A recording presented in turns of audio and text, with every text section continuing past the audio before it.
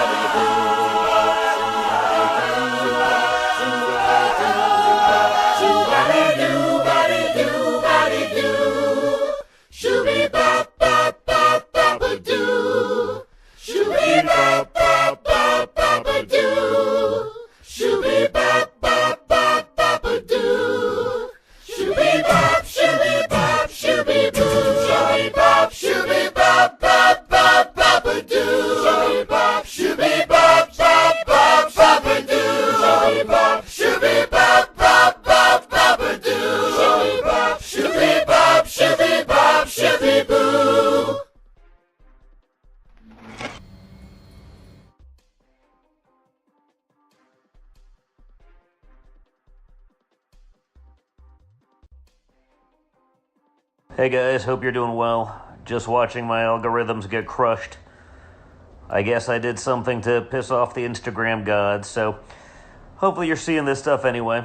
We'll do what we can.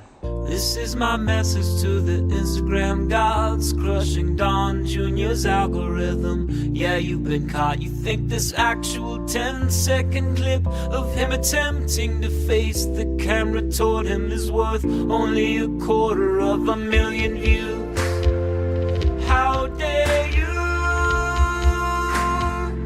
How dare you?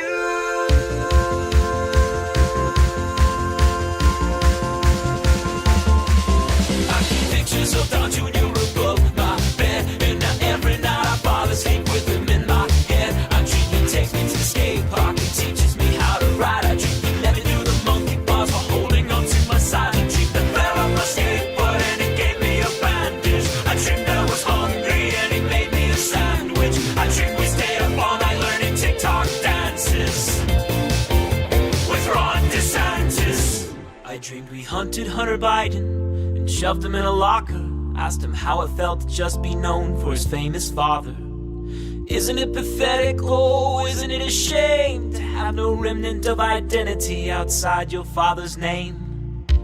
When you look down at your hands, uncalloused and cold, can't you see all that you hold has been handed to you? And does that make you feel small, Hunter? Do you ever look back at your life and sob?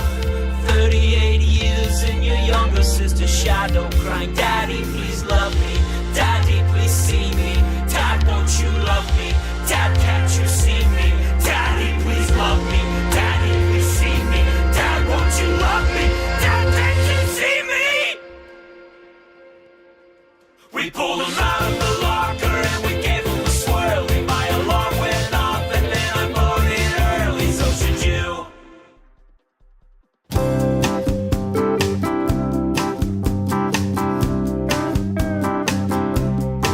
Well, I'm sitting behind my desk in Washington, D.C.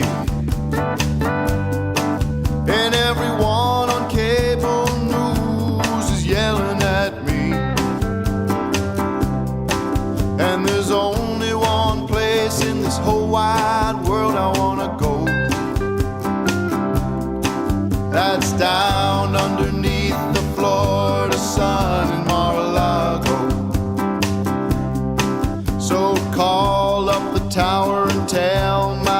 wife and son. Have the taxpayers fuel up my Air Force One. Put in place my press embargo. Gotta be left alone to fun and sun in Mar-a-Lago. Mar-a-Lago, I hope the ocean don't swallow, like some say they know it will one day. Mar-a-Lago, I hope the ocean don't swallow, like some say they know it will someday. Well, the senators and congressmen are all telling me what to do. How am I supposed to know if any of the stuff they're saying is true? Sure, I like to get on the mic and gin up the crowd, but I'd rather be on the tee where those folks aren't allowed. Mar-a-Lago, I hope the ocean don't swallow, like some say they know it will one day. Mar-a-Lago, oh, I hope the ocean don't swallow, like some say they know it will one day. And it makes me feel like I got a real big penis, playing golf with retired baseball stars. And it makes me feel like I got a real big penis, but everything is gold, even the toilet bowl. Mar-a-Lago.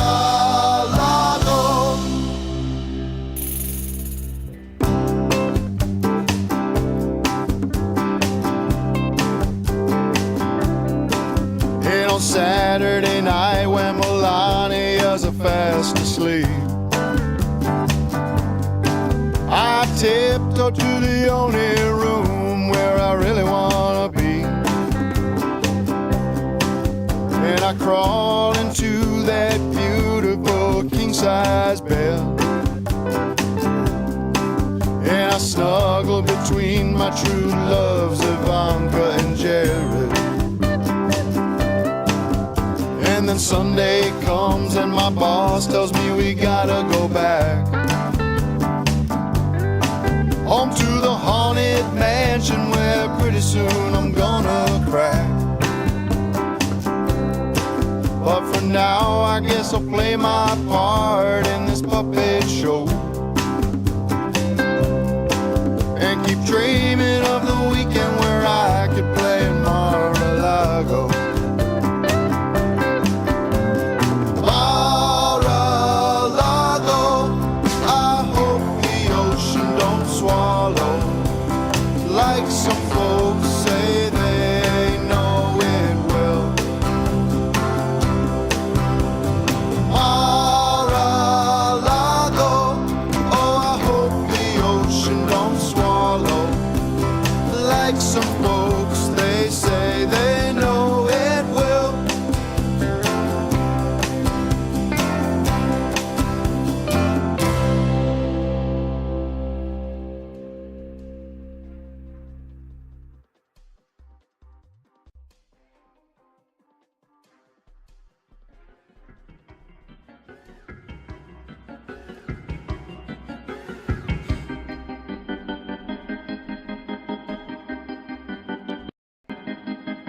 Swinging for the fences, hanging from the moon. I cut my tongue on the rust of a silver spoon. I bet my billionth bottom dollar. It's my show, ding dong.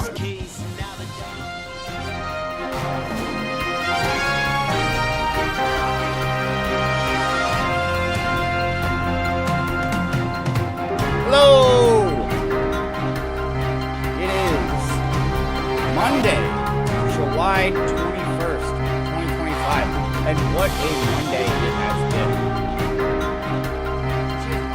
Jam-packed for my first day back to work. Whole day did not, the day didn't go the way I thought it was going to go. Because I thought the big news was going to be all the premiers are meeting up in Muskoka at Deerhurst, which is that's a place that my family used to go for years. Quite a nice resort. That was back when my grandparents were still around, and they were up for the trip across the pond, and they take us to New Year's on their dime. Oh shoot! Yeah. Fly at you. That was just me reminiscing about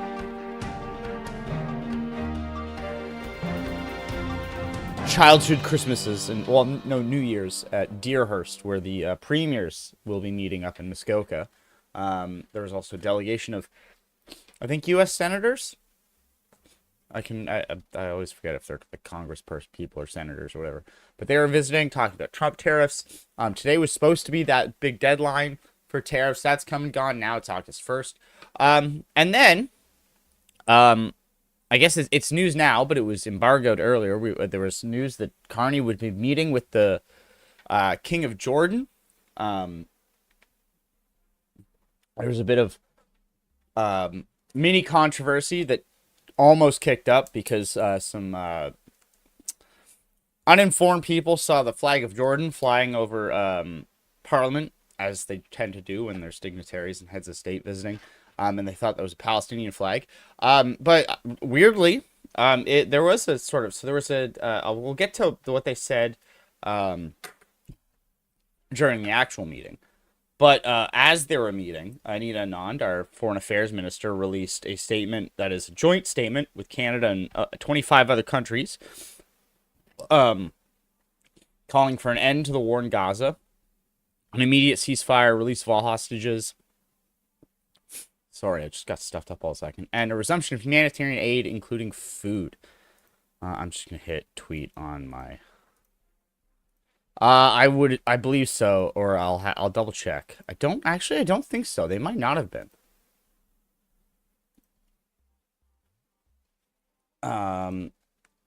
So it's from the foreign ministers of Australia, Austria, Belgium, Canada, Denmark, Estonia, Finland, France, Iceland, Ireland, Italy, Japan, Latvia, Lithuania, Luxembourg, Netherlands, New Zealand, Norway, Poland, Portugal, Slovenia, Spain, Sweden, Switzerland, and the UK, the EU Commissioner for Equality, Preparedness, and Crisis Management. So I guess not. Jordan was not on there. Though, I mean, Jordan's pretty involved with, like, all of these negotiations on, like, the actual ground and stuff. So this is the joint statement. So we, the signatories listed below, come together with a simple, urgent message. The war in Gaza must end now.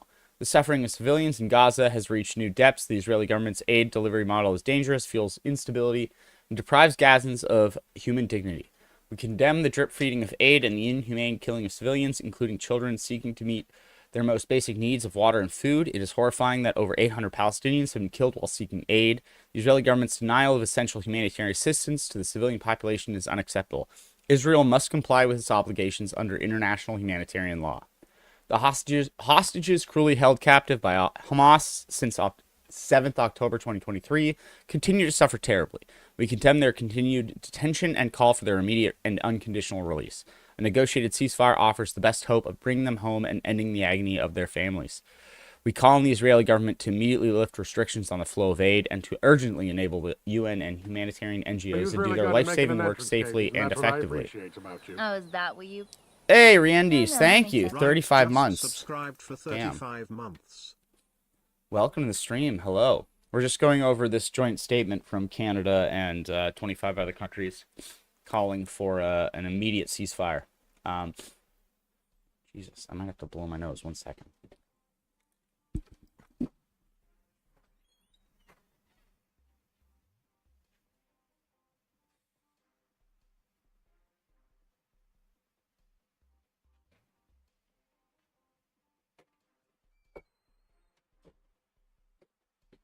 Okay, that's better. I can breathe better. We call on the Israeli government to immediately lift restrictions on the flow of aid and to urgently enable the UN and humanitarian NGOs to do their life-saving work safely and effectively. We call on all parties to protect civilians and uphold the obligations of international humanitarian law. Proposals to remove Palestinian population into a humanitarian city are completely unacceptable. Permanent forced displacement is a violation of international humanitarian law.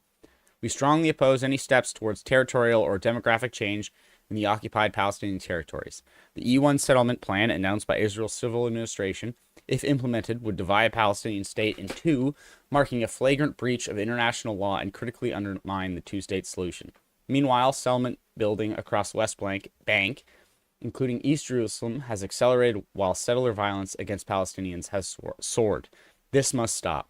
We urge the parties and the international community to unite in a common effort to bring this terrible conflict to an end through an immediate, unconditional, and permanent ceasefire. Further bloodshed serves no purpose. We reaffirm our complete support to the efforts of the U.S., Qatar, and Egypt to achieve this. We are prepared to take further action to support an immediate ceasefire and a political pathway to security and peace for Israelis, Palestinians, and the entire region.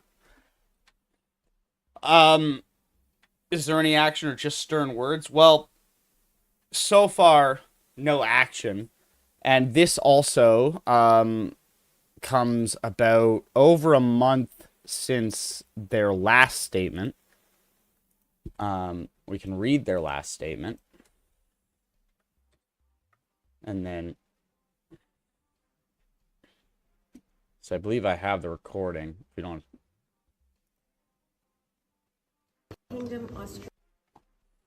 Kingdom, Australia, New Zealand, and Norway to announce further measures targeting extremist settler violence in the West Bank. And these were when they were sanctioning they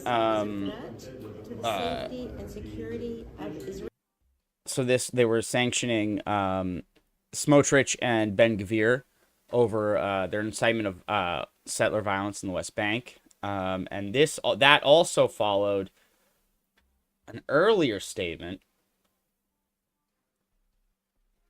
from that was 3 weeks after an earlier statement that said further concrete actions would be taken if Israel did not cease the renewed offensive actions and lift its restrictions on humanitarian aid. So they're all kind of just really strongly worded statements. So I wouldn't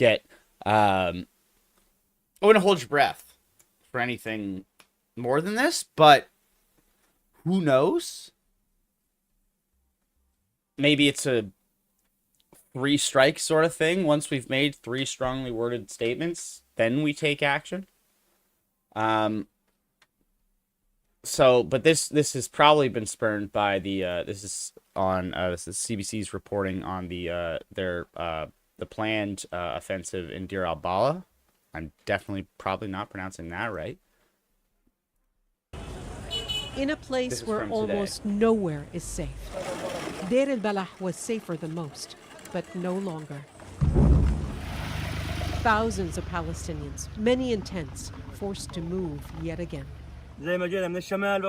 Just as we came from the north with only our clothes, we're leaving with only our clothes, says Ahmed Abu al-Hussein, who had grabbed his children and I believe left this is one of the overnight. last few large sort of urban areas that hasn't really been just completely flattened.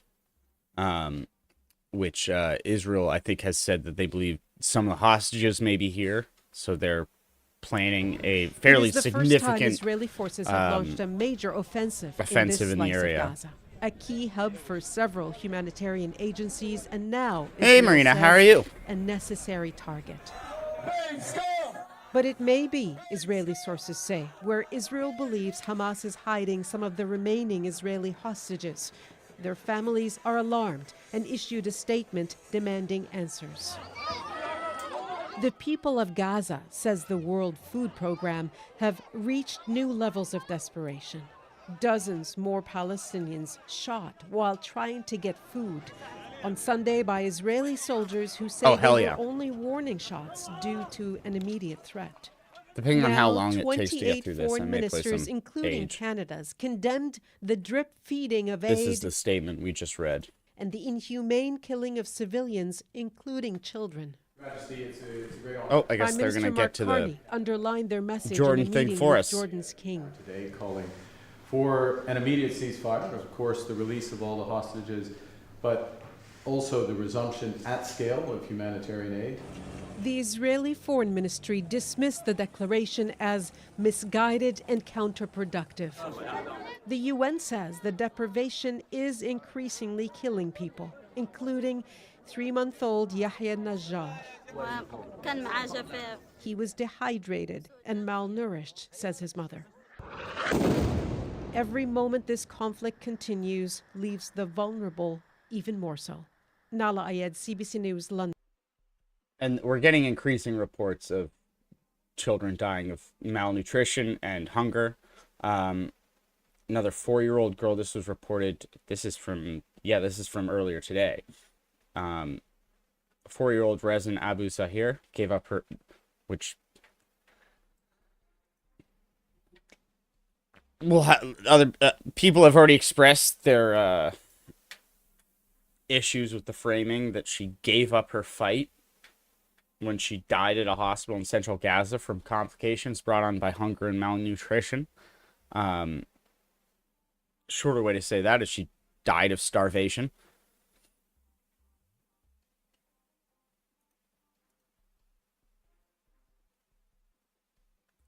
The hell is going on? Thank you, Marina. At least 76 children in Gaza have died of malnutrition since the conflict began in October 2023, as well as 10 adults, the Palestinian Health Ministry says. According to the World Health Organization, most of these occurred since Israeli authorities imposed a blockade at the beginning of March. Razan was one of at least 4 children to succumb in the last 3 days, the youngest just 3 months old. Over the past 24 hours, 18 deaths have been recorded due to famine in Gaza, the health ministry says, reflecting a deepening crisis in the territory. CNN first met Razan a month ago. She was already weak with hunger and pitifully thin. Her mother, Tahrir Abu Daher, said then that she had no money to buy milk, which was in any case rarely available. Her health was very good before the war, but after the war, her condition began to deteriorate due to malnutrition. There is nothing to strengthen her. That was on June 23rd. Razan had already been in hospital for 12 days. She clung on to life for another 27 days. Razan died amid growing starvation in Gaza, with the flow of humanitarian aid severely reduced since the beginning of March, when Israeli authorities banned convoys from entering Gaza. That ban was partially lifted at the end of May, but aid agencies say the amounts reaching the territory are too little to sustain the population. The Israeli agency that manages the flow of aid in Gaza Strip, the coordinator of government activities in the territories, Kogat, said in a statement that the IDF is working to allow and facilitate the transfer of humanitarian aid, including food. Since the beginning of the hostilities and up to this day, approximately 67,000 food trucks have entered the Gaza Strip, delivering around 1.5 million tons of food, Kogat said. 1.5 million tons of food since over, 2 years? That's not a lot.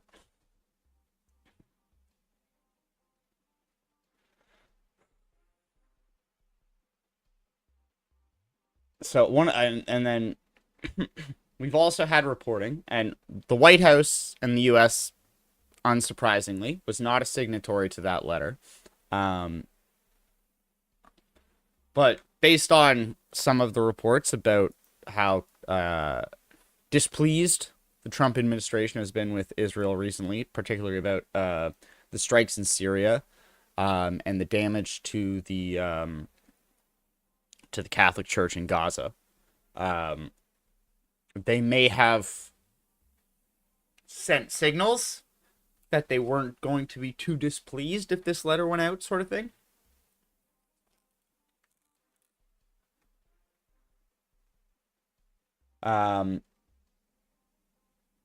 So wait, this is Leave It from today.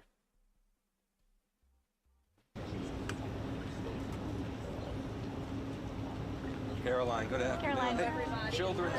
Good afternoon. Children. It's good to see all of you. And yesterday, as you all know, we celebrated 6 months of the Trump administration. And I know the president just wanted me to highlight his accomplishments at the top of that list was to defeat the Biden inflation crisis and to secure our border and our homeland. And 1%. And then look at what and see some of the cultural issues too that the American people support. And then if you look at the president's strong executive orders that have effectively ended the chemical castration of young children in our country. Just today, Washington, D.C. Children's Hospital in this city has announced they are no longer going to be prescribing puberty blockers to minors. This is a huge win for America and our children. There's certainly more work to do, and the president is doing it right now, and he will continue for the next 3.5 years. But certainly we've accomplished so much in just 6 months, and I'm happy to take some questions. Was the president serious, or was he joking this weekend? He said he might block a Washington Commanders Stadium deal if they don't change their name. The president was serious, and as part of the art of the deal, part of his negotiating skills, as you know, sports is one of the many passions of this president, and he wants to see the name of that team changed. Why is he getting involved in that? Why does he see that as part of his purview? I think you've seen the president gets involved in a lot of things that most presidents have not. He's a non-traditional president. He likes to see results on behalf of the American people, and if you actually poll this issue with sports fans across the country, and even in this city, people actually do support the president's position on this and the name change. Michael, go ahead, and then Mary, you can go. Thank you, Caroline. What's the White House's reaction to Senator Chuck Grassley today releasing the formally classified Clinton annex showing that the Comey-led FBI failed to fully investigate Hillary Clinton's use of a private email server, also failed to really look into thumb drives with potential national security risks on them, and emails from President Obama?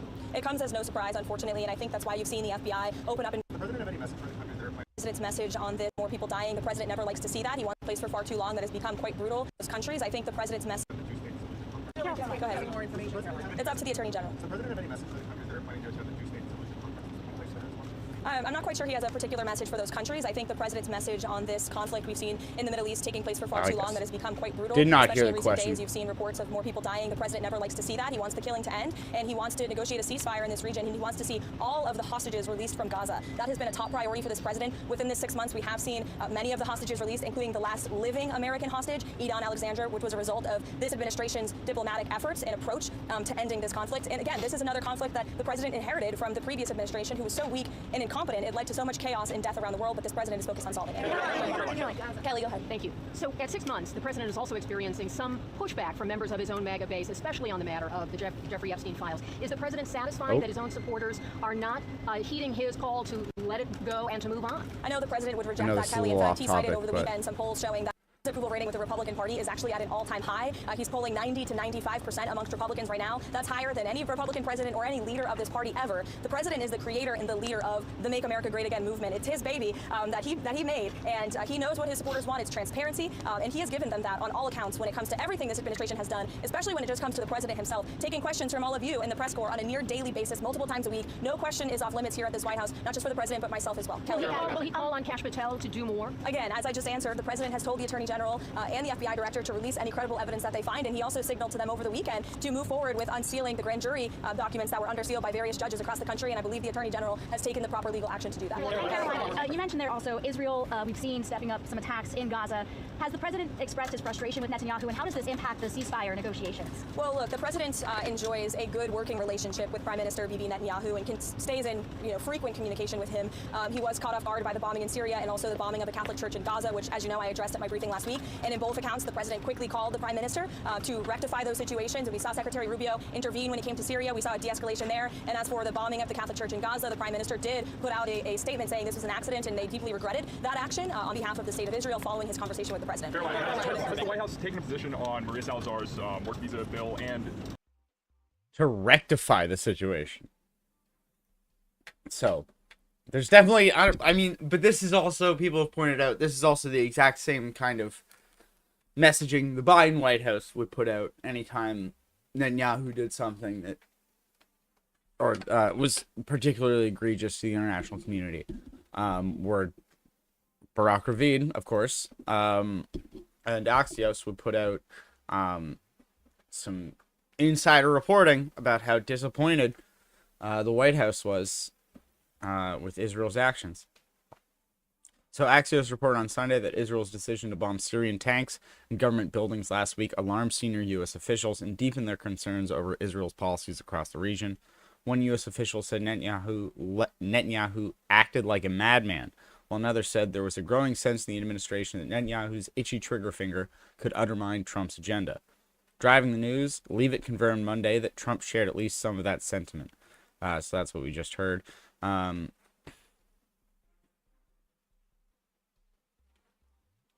Yeah, so in addition to the Syrian attacks and the shelling of the church, the White House also raised concerns last week over the murder of Palestinian-American Saif Masalit by a mob of Israeli settlers.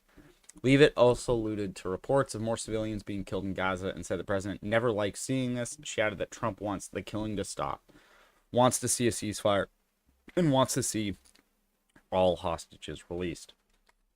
The zoom in Sunday's Axios article, 6 U.S. officials described growing frustrations with Netanyahu over Syria and other recent events, and some warned that his relationship with Trump could deteriorate as a result.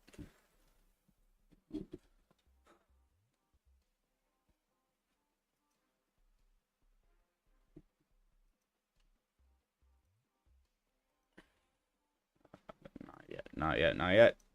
Spoilers.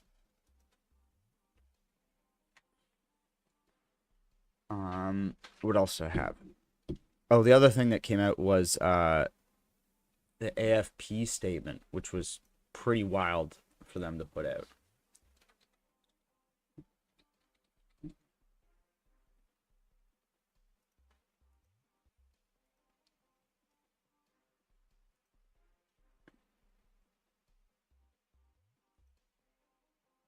So this was put out earlier today. I have a sort of a rough translation.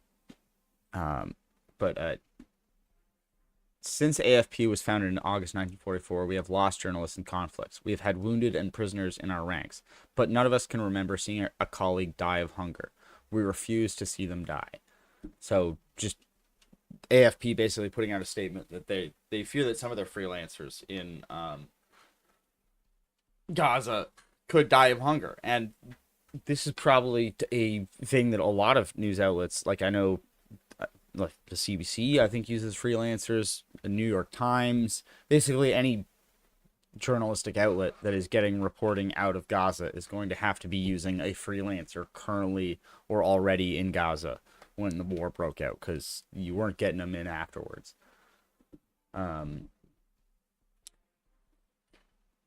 So I'm never really good at sort of putting a final word on any of this sort of stuff. It's just sort of, this is what happened. But I'm not going to tell you what to think about it. Just, but one thing that I thought was insane was, everyone started texting me at around like 4 o'clock, 5 o'clock. Did you see what the Nelk boys did? Did you see what the Nelk boys did? And I'm like, what is a Nelk boy? Who is that? And then I was like, and I was also kind of tired because it was first Monday back. So, I had to search my memory banks. I'm like, wasn't that and it was like, that's one of the guys that Adam Freeland interviewed. That was like that Steiny guy. But then I also remembered, I remember them from somewhere else.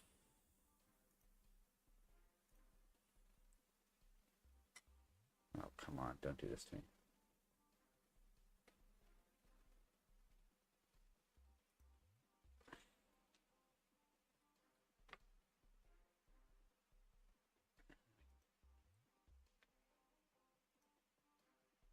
Because if he had said Steiny, I probably would have remembered. Because that was a name that was the name that he went by.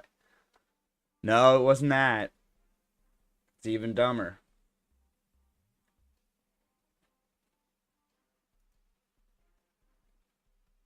Here it is.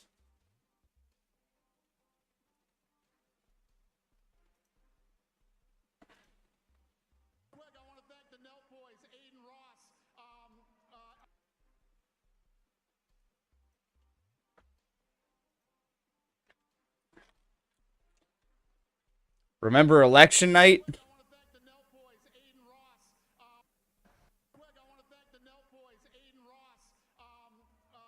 Theo Vaughn, busting with the boys, and last but not least, I want to thank the Nelk boys, Aiden Ross, Theo Vaughn, busting with the boys, and last but not least, the mighty and powerful Joe Rogan. Even watching this back, I'm like, did that happen though? Did I not hallucinate that? That wasn't real, was it? That is a piece Oh, of work. what just happened? No, he's an amazing. He's really What an just amazing happened? guy. I But think I most of all, blacked wanna out. thank- Looking back, I would have thought, definitely would have thought Bussin' with the Boys would have had the bigger cultural impact, but there you go. So I've seen clips of this. And let's just say the Nelk Boys aren't exactly the kind of content I would watch at the best of times. But I think just watching the beginning of this is the most informative and it's like illuminating of any other like segment or individual like answer to a question.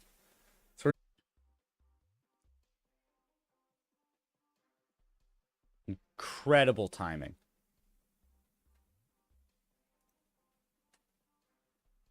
I don't know if that could have been any better timing.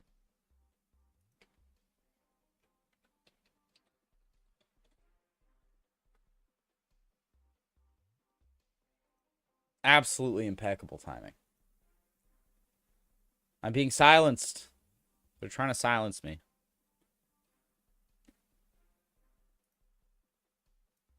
But they'll never be able to do it. All right.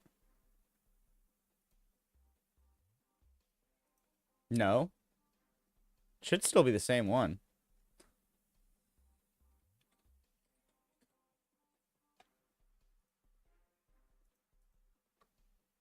Didn't actually start a whole new stream, did it?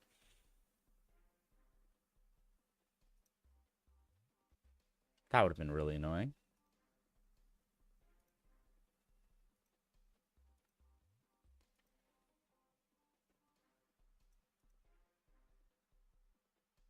No, we're still on the same one.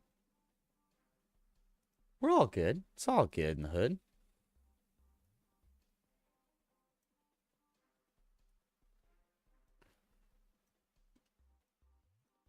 Are we back up on Twitch? All right, yes. Looks like we're still going. All right, as I was saying, I don't think a lot of actual useful journalistic content in this, but I do think the introduction to this is pretty funny. Just to illuminate like the state of the world we currently live in.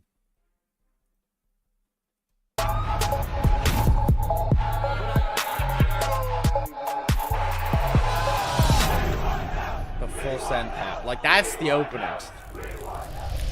Before we get into it, if you guys have not tried out the Prize Picks app, you guys gotta try it out. You guys know me and all the boys, we love watching sports and we love to fire on sports at the same time. I can't even watch a sports game anymore without firing on Prize Picks. It just makes watching the game so much more fun. What I love about it is instead of just firing team by team, you're choosing individual players with Prize Picks. Each player has a set projection and then you either go more or less than that set projection. Choose a bunch of players, the more you pick, the more your pick's gonna multiply. Also, we got you guys on a sweet deal. If you guys use code Nelk and you put in just $5, you're gonna get $50 for free with that code Nelk. So take advantage of that deal if you're a first-time user. Shout out to Prize Picks, the best app to fire on sports in the game.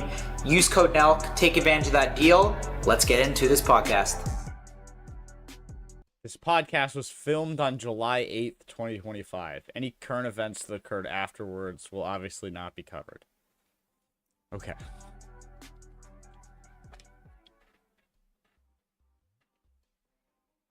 This is fucking nuts. This dude. is so crazy. We are so not qualified to do this. No, this is That's what's interesting about this. What is going on with this caller? Like, my tie sometimes doesn't look great, but what is going on with this caller? We're just not. We just should not be doing this. That caller is Well, we're too far too gone. Here we have the Prime Minister of Israel, Benjamin Netanyahu. He's about to walk into the podcast right now. This is probably.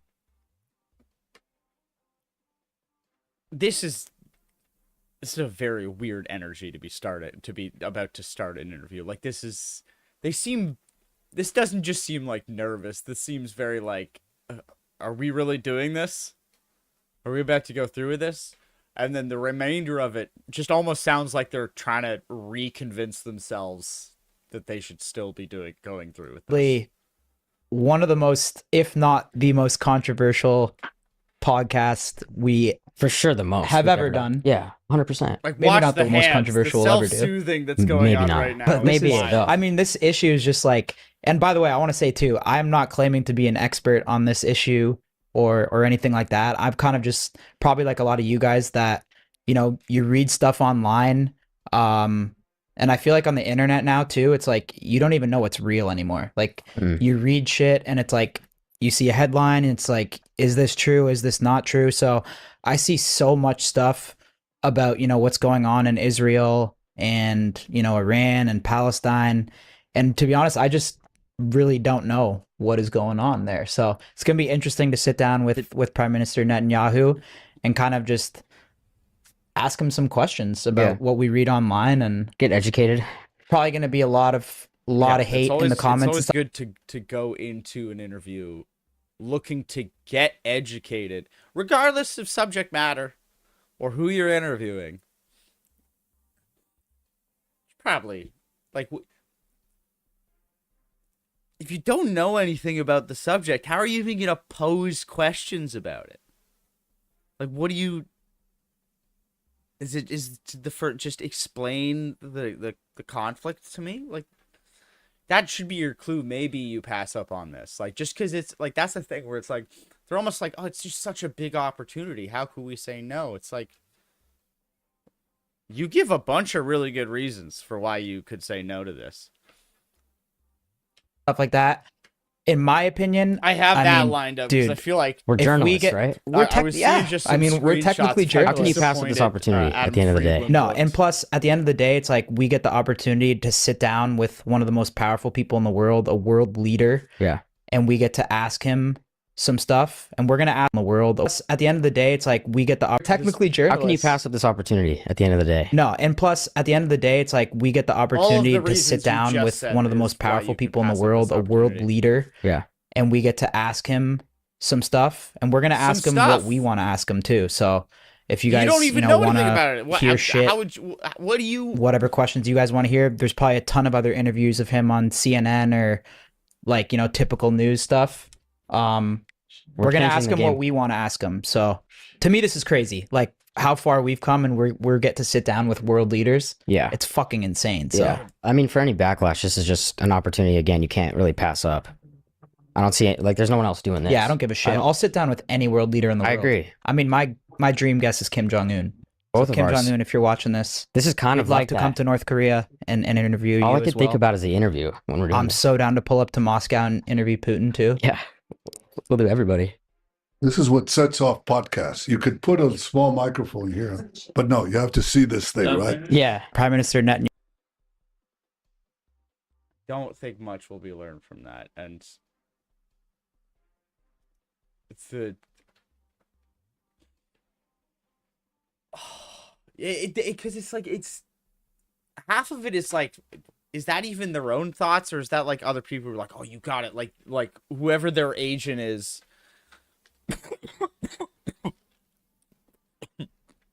Or they're like entourage of like bro hangers on.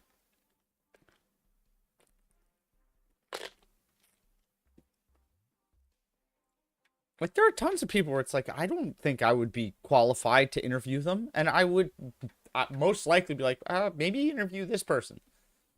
And I would maybe be a little bit suspicious if after informing them, I don't know anything about the subject you want me to interview you about, they're still like, no, we want to interview you. It's like, okay.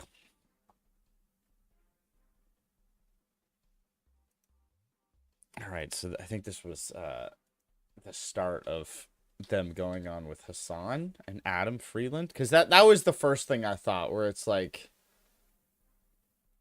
what is the turnaround from, because it was July 8th. When was Steiny on Adam Freeland?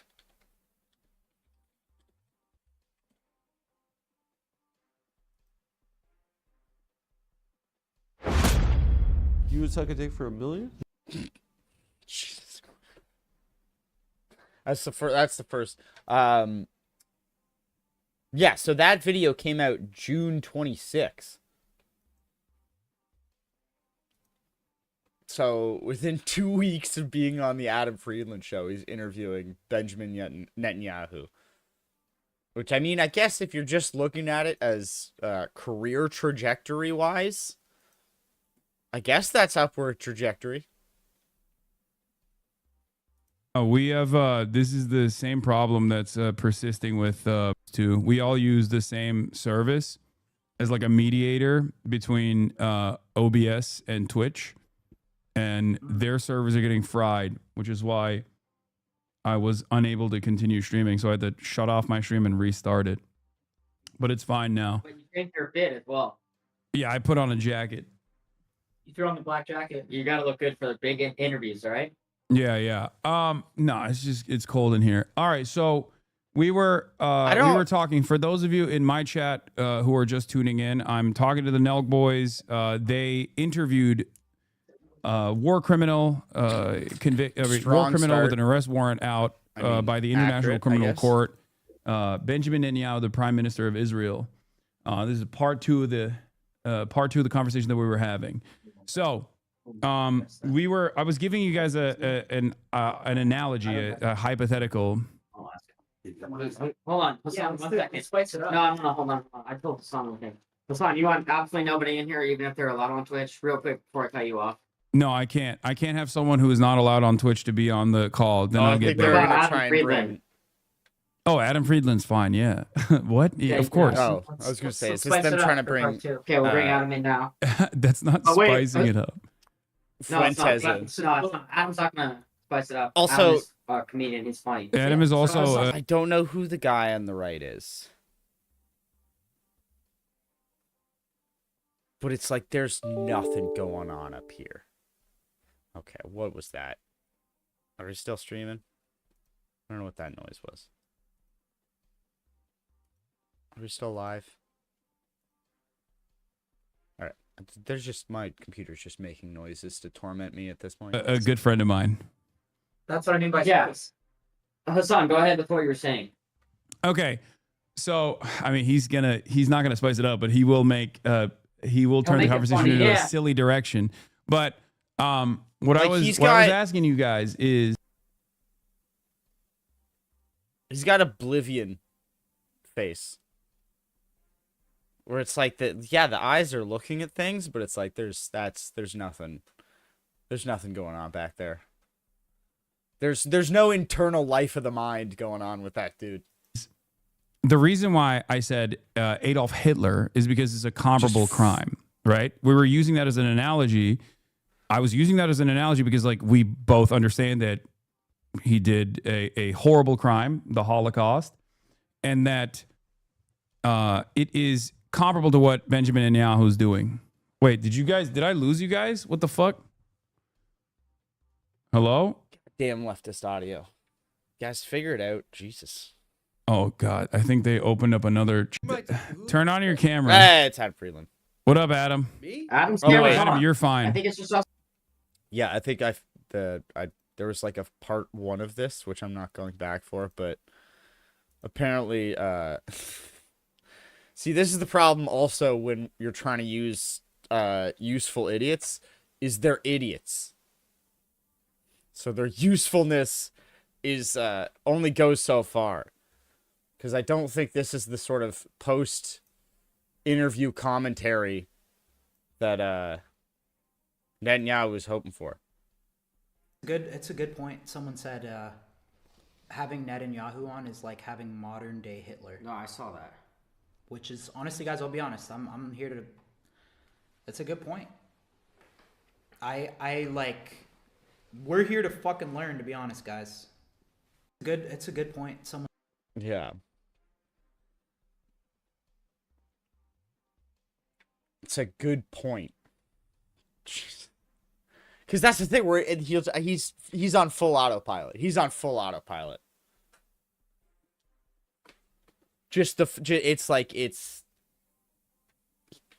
he can hold every single thought he hears within his head and never feel a contradiction. Which is almost zen-like. I can hear you. And in a way, we're fixing it. We have our guy go through life like we have our that. guy doing this shit remote. Okay. Aaron, is that you? Adam, what's going on, bro? Who's in the pink square right now? It's the Nelk. It's like the hot crazy scale. It's like the useful idiot scale. There's a sweet spot between useful and idiot where it's sort of exponential. But if you go too far one way, or maybe that doesn't really work. Because if they're too much of an idiot, the usefulness just craters. Or it can become work directly against you. I.e. the person who just interviewed you going, yeah, good point. He is kind of like the modern day Hitler. Not great. Not great from PR perspective. Boys, Yeah. it's Steiny and the other Nelk. It's great to Say his name. What's my name, bro? Hassan, say his name. Do not be disrespectful up in here. Aaron, what's goody, bro? Did you watch the episode? I did. It was amazing. Hassan, you can't say my name. What's up? What is Kyle, right? You know my name, bro. It's Kyle. Kyle Forgard. Yeah. Is Steve there? No, it's just me and Kyle. What are you guys doing? Hitting happies, doing zaps. Dude, I No watched zap. so much of your guys' stuff for like 2 weeks. No, What's no going on? zap Why do you want to tonight. be on this thing? What's going on? Oh, by the way, Aaron, Hold you up. bitch Our ass. guy's just fixing this shit right now. No, I want to tell Aaron something. My guest this week is G Herbo, and you were talking shit to me that rappers would never accept me, and he's by far he's accepted me. I love G Herbo. It's also G Herbo. The H What is is silent, bro. What? The H is silent. It's G Herbo. But yes, I love him.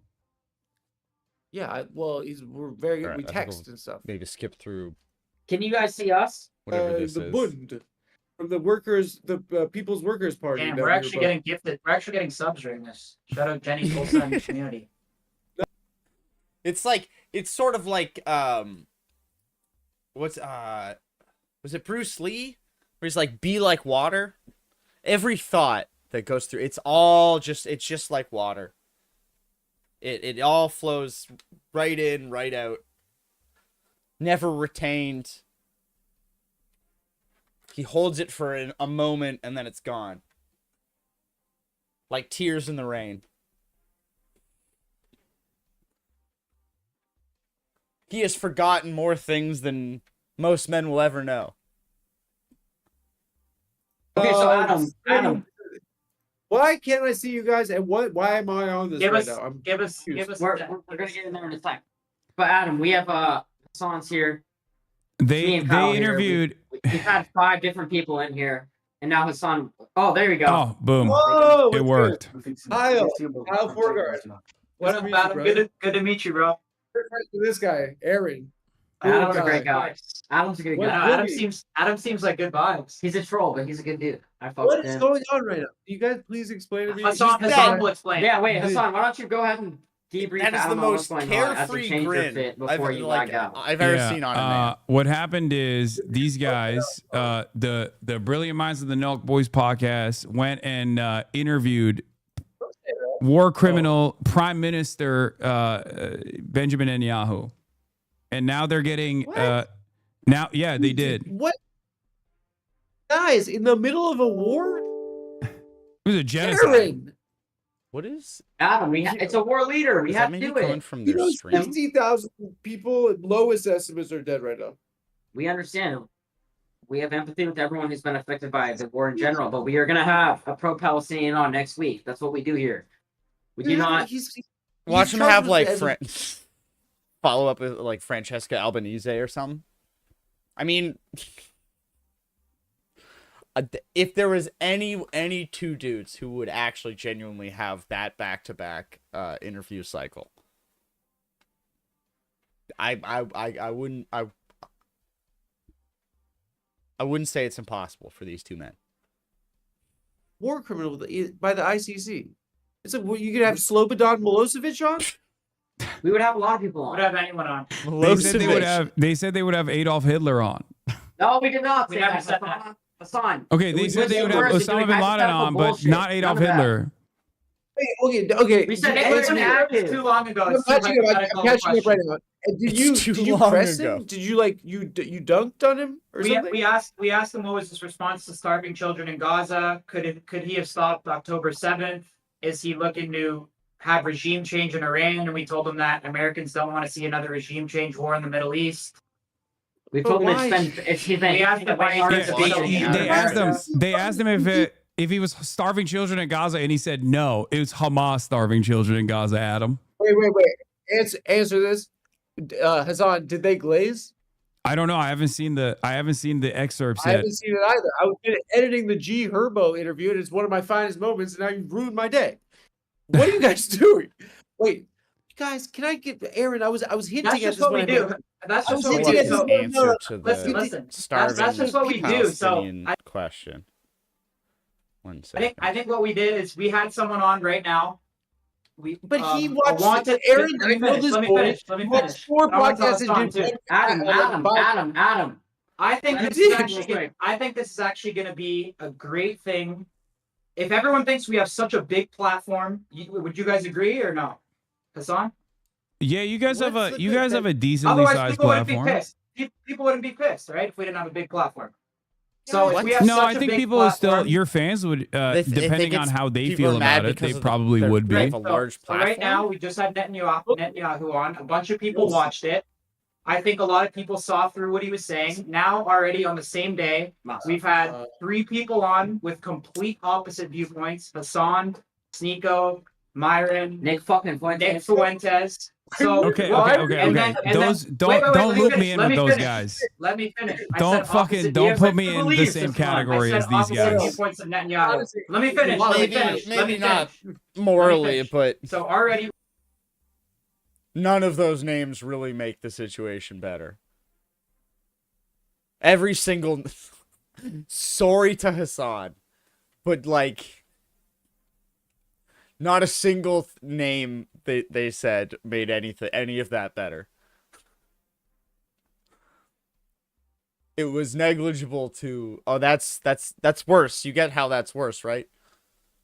We've had 4 people with opposite viewpoints on the very same day, and then the next episode of the Full Sun podcast, we're gonna have someone very, very reputable with the complete opposite viewpoint of Netanyahu.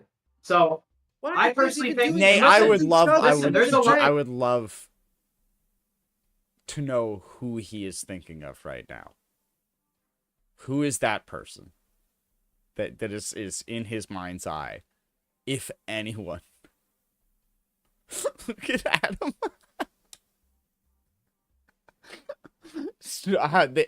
Oh my God, the Nelk boys interview a boss, and they'd be like, Burger King or McDonald's? Same question.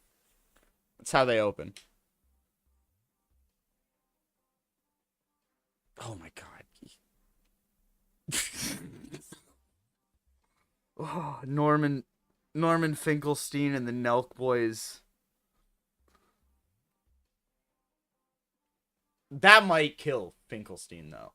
He might have a aneurysm in the middle of that pod. I don't know if he's getting up there. Do we want to put him through that? Who's that one guy who's still answering every single email? That'd be like hitting him with that'd be like hitting Chomsky with 1,000 emails at once. Just straight to the dome. Definitely that would definitely kill Chomsky.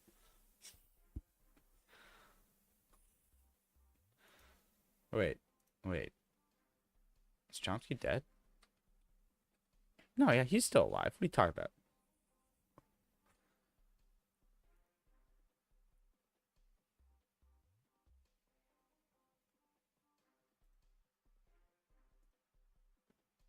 That would be an interesting follow-up.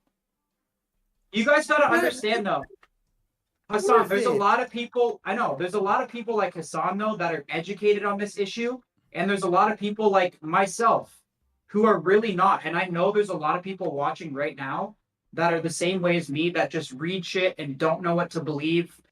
And if you read stuff and you really don't know what to believe, like I know Hassan, that might be tough for you to understand because you're so Ilhan's been through enough. But there is a lot of people that don't. We know don't. what to We don't believe. want to. I know, but So that's I why think what we're doing that's- is you're I think giving what more we're doing reason as is to why it's airing out- bad that you guys interviewed him. No, though. we're not. Because I No, think that's people the are gonna problem listen to because Netanyahu, they're already listening to you. Hassan, you a lot of people in our audience have honestly never heard of you, and I'm sure likewise they've never heard of us, so they dislike us. So we're putting you onto our audience fair. now, and they're hearing your point of view. And then next week on the podcast, they're going to hear someone really reputable with the complete opposite view of Netanyahu. So I personally think They got nothing. right now we're There's gonna no bite the way they bullet, have and I someone think in the we're gonna in take the a lot of tank, or flack, they but would I have said think the name by within now. a week or 2 weeks' time, we're actually going to be educating now it's our 2 entire weeks. audience and probably the entire internet on They're going to everyone's be point of view. scrambling for the Yo, next couple you're doing of days. crisis PR right now, and I can tell this is really stressful because everyone's mad at you. But please, It's not, you guys bro. just do pranks. Do pranks. But people like to see you guys partying. Why you guys keep We'll still party, in the middle bro. of a fucking in the middle of, you know, people can't leave Gaza. Adam, we're You know, it's a- Adam, we were in Central Pay for a few days it's after only this. half the people that live there are children. We were 75% we agree of with people that you. have died are women and children. Why are you wading into that? People like you How- guys because they like to party. You hit zaps. You do happy dads. You guys are fucking chill. I like to see Steve will do a chug. Just do it. Why are you touching that? Not everything Adam, we is gotta, I content. agree. You know what? Adam's right. We don't have to It do is it. a Adam. brutal blood. It is blood. See, it is that's, violent. Adam, that's the problem. Why That's are the you problem. guys I'm gonna tell you doing- something. Adam, I'm gonna tell You're you something. not- We're gonna And if you're not we're gonna- qualified to do it, Adam. don't touch it. I think that is sort of the thing where it's like we crossed the streams, like no pun intended.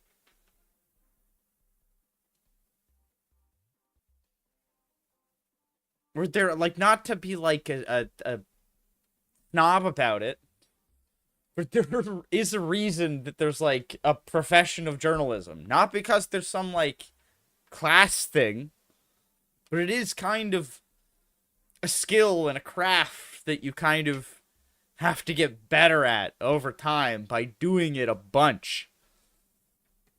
It's like, I mean, not to say it's like an art, but like when you do art, when you first start doing it, you're usually not going to be very good at it. And you have to be bad at it a bunch for a while, and then you start getting better. And journalism's like anything else.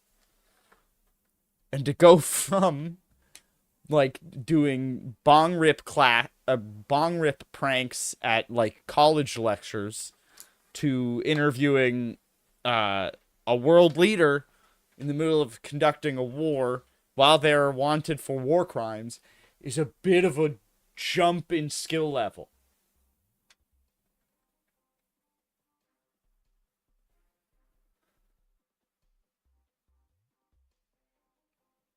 Yeah, it's like and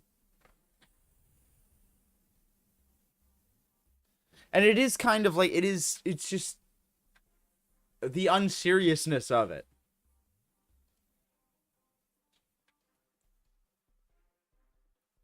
Like, I think objectively, even if you're someone who's pro-Israel or even pro-Netanyahu, I don't know if this went the way you wanted it to go. We're gonna drink, we're gonna hit zaps, and then we're also gonna interview fucking world leaders. When it But comes it's to not. it, we're gonna It's do not all just like, three. dude. You're not like interviewing the prime minister of Albania. Okay, you're like, this is a guy. This is not. Hassan, If you Hassan, did, Hassan, if you you're did that, being- no you're one being- would. you're You being wouldn't an have to. idiot. You wouldn't be doing this video or this video call anyway. If you were doing that, nobody would give a shit. We plan to do the stream. You can check my story. We plan to do this before we. And Hassan, you're coming in here all hot, but it's like, bro, we told you exactly what was gonna happen. I texted you ahead of time. I know, but we're gonna have someone who's pro-Palestinian on the other side. okay, but that And you're doesn't coming in here with all this change the animosity, and dynamic. it's just You, like, dude, I found you're out trying to about it. press I us found in out front of about the your interview audience, you're after trying to you had prove a already point, but conducted. See, that's the thing where they're like, because they're also I don't think they're because they're coming at it from like a sort of like a streamer, like debate bro podcast argument sort of thing, where they think the issue is that it's that they didn't like. I think it's a both sides thing. Like if they just provide someone from both sides of the argument, then people can't be mad at them. When it seems like fundamentally not the issue that people have. Just want to just have all four of them. You could probably get one of those like AI generators to do it. Like, you haven't even watched the episode. You're trying. I know, but if you were to have asked me ahead of time, I would have told you not to do it. Like they're talking about Netanyahu like he's a pundit. Like this is our pro-Palestinian pundit, and we're gonna have him on next week, and we had our pro-Israel pundit on this week. It's like, no, that's the Prime Minister of Israel. Got a little bit more responsible and skin in the game.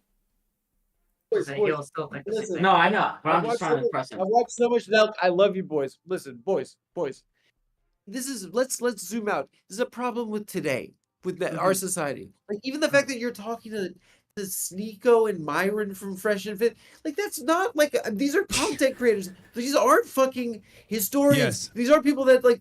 These are the fact that like the experts on its politics and its war and its violence. There are people that study this, right? It's just not everything's content, guys. But that's what we're gonna have in the next episode.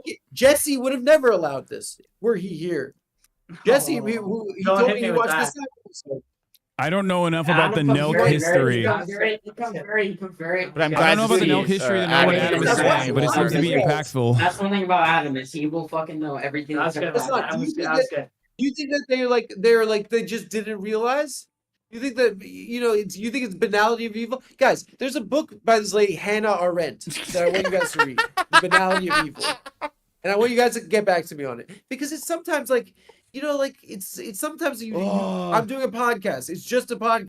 The thought of this dude reading anything by Hannah Arendt, like even just a passage, and just be like, I want you to write me 150 words on what you think this means.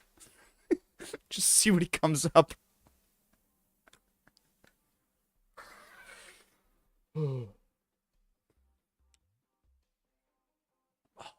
Yes, but I want this dude to do a book report.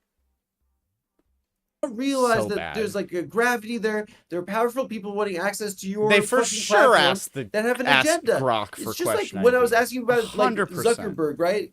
Or He, at least, like, his stock a plummets when he's summary like doing of the the censorship around COVID, and then everyone's like, "You're anti-free speech Democrat," and then he puts a chain against muscles, and then his stock goes back up. But like it's this everyone that says you're an anti-free speech Democrat is like, no, you're sick because you do bow and arrow. But he's like he's going on podcasts now because it's his stock price. It's an advantage for them, and They're it's like, using you guys. guys. Like, They're using you guys to look good. Hassan, bro, why does anybody, Hassan, sorry, I don't mean to cut you off. Hassan, anyone goes on a podcast to promote whatever they're doing. Yeah, but they're not. But Benjamin Netanyahu's not promoting a book, dog. He's promoting a genocide. Bro, That's we the have point. fucking O.J. Simpson on. We have Andrew Tate on. It's the same shit. Okay, This one none might of be a those little bit things. more. You do realize You're right, that they like don't match. No, this you're- is I the agree with one you. They don't instance. match This is the one instance where it's the worst guess you could have because these We guys agree. are bad people. But what you're And talking like Adam said, where it's just the flattening of everything, because he just said it's like we had OJ on, we had Andrew Tate on, we have BB. It's just all flattened by the big C of content. It's all content. It doesn't matter. There's no nuance. Everything's the same. There's only A or B. There's just two halves of the whole yin and it's like the Buddhist anti-life equation.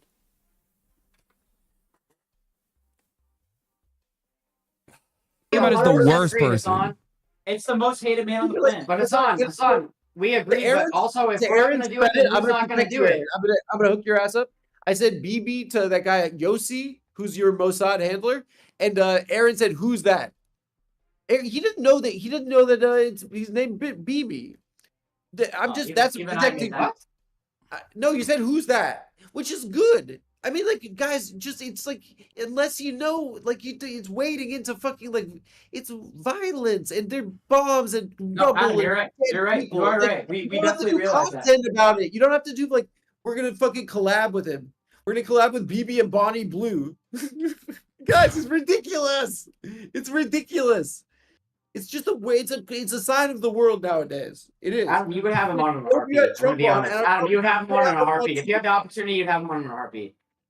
Someone try. BB? Yeah, I would have fuck yeah, only you if would. Bonnie Blue was there to defend Palestine.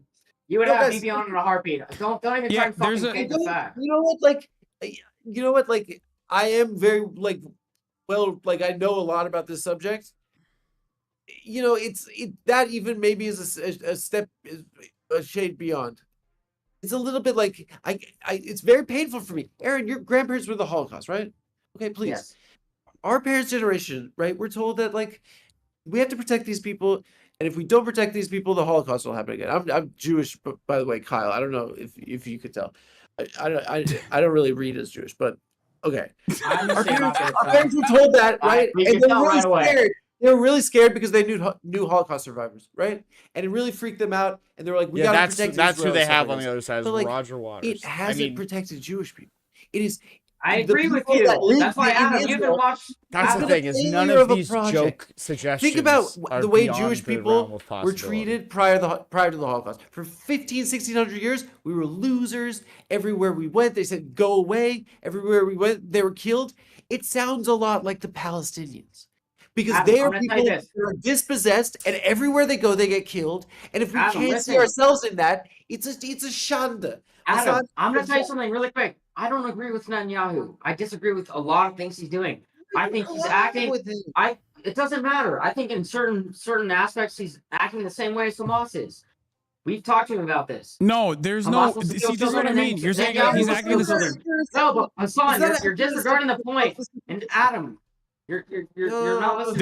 There's no comparison between Benjamin Netanyahu and Hamas. That's my point. The point is that Hamas. You tried to compare them earlier. No, I agree no. with you. Benjamin They're acting Netanyahu is the same way infinitely sometimes. worse. That's the point. Israel is the Israeli military, and its conduct is a million times worse than anything Hamas could have ever done. It is hundreds, if not thousands, of October 7s that Benjamin Netanyahu has done with superior firepower over the course of the last 2 years. There's a mass starvation happening.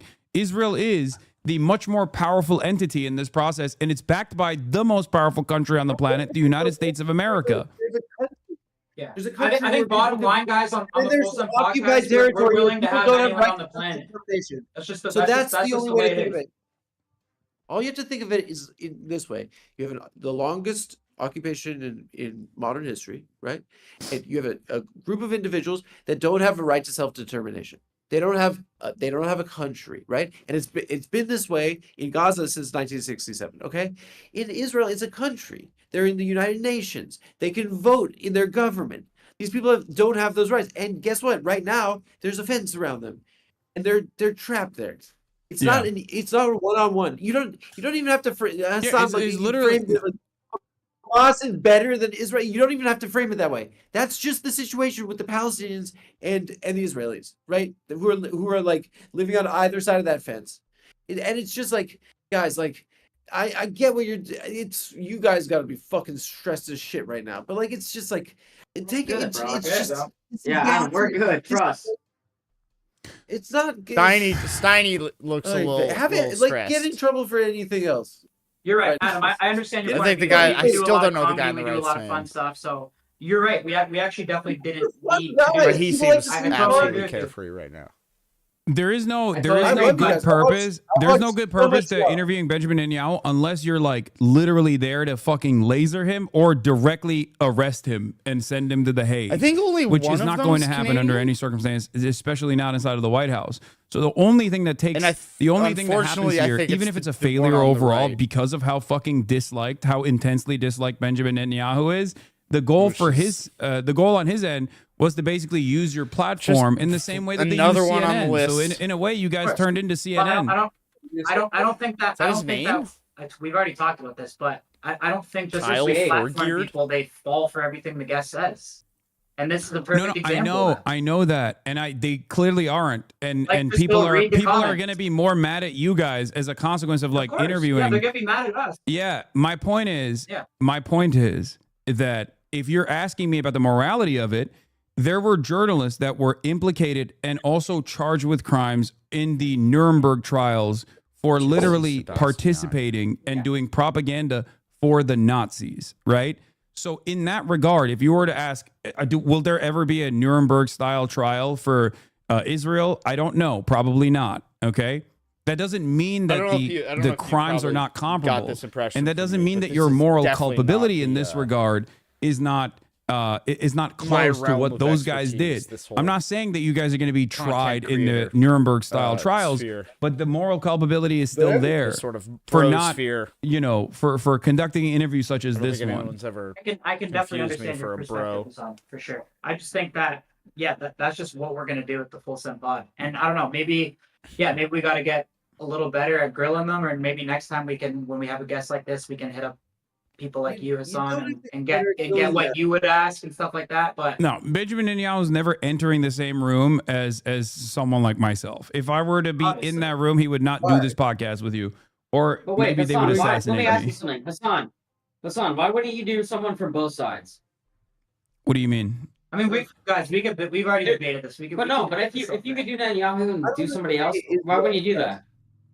But I don't think that there's both sides of the situation. There's the perpetrators, that's why I'm saying it's like akin to interviewing Adolf Hitler. Whichever Sinwar is still breathing. There is no both sides in the situation. That's why I'm saying it's like interviewing a concentration camp survivor and then interviewing Hitler. You know what I mean? Is there both sides in the situation? No. Interviewing the leadership of the Jewish partisans in World War II versus interviewing Adolf Hitler or like one of his loyal advocates or whatever is not comparable. There are no both sides in a genocide. That's why it's a genocide. It's such a big crime that it doesn't even justify a genocide in retaliation to said genocide. It's the crime of all crimes. Guys, I think you're getting in the weeds a little bit, right? It's not about. No, I mean, I'll be honest. He's like you guys are well known not for politics, right? And it's like, unless you're not gonna research more and get ready. Look, you're Rocky. Guys, just like politics sucks, right? I got made fun of for liking it when I was a kid. It should go back to fucking being like for losers, right? Everyone's into fucking politics now. It sucks. It's just like you don't have to purport to that to know about it, and just leave it to fucking the fucking Wolf Blitzer. It's just it's not. Everything is concentrated on it. Whatever fucking happens. I don't know if they could get Mahmoud Abbas though. I feel like that one's. No, he's still kicking. How dare you guys come for the Wolf? The feasibility of that on its own. Because it's like that dude seems a little bit infirm. I don't know if he's up for traveling. He's still at CNN, yes. But Wolf Blitzer also, ironically, literally worked for AIPAC before he did CNN. For someone that understands what's happening in the world, and you guys don't have to, because people love you for prank and lifestyle content. That's where I think I'm gonna be honest. I think that's where you're gonna stop. What? But no, go ahead. You're good. I gotta go. No, you're good. You're good. Go ahead. Guys, Kyle, it was really nice to meet you. Good to meet you, bro. We'll link up. I'll talk to you soon, man. Are you in LA? I went up to Steve. Great to meet you. No, I'm in New York. New York? All right, Adam, I'll see you, buddy. Easy, What's up, bro? Take care. Did he just shut off his laptop? That's so funny. Oh my god, he's such a fucking boomer. So that's actually what I want to ask you, because. Wait, how do I? Why is he still in the call? Okay, here. I don't know, but he gets pissed at us. Understandably, he gets pissed at us for platforming, but that's what I'm trying to figure out. Is when are we supposed to say no? When are we supposed to not do certain things? I mean, look, there are certain people. There are certain people that there's almost just a level not everyone is equipped. Beyond the politics, it's just the hubris. I'll be like, yeah, no, for sure we can handle this. We know nothing about it, admittedly. We're uninformed. We're hoping to be educated by the person we're interviewing, which is never really a good sign. It just there's a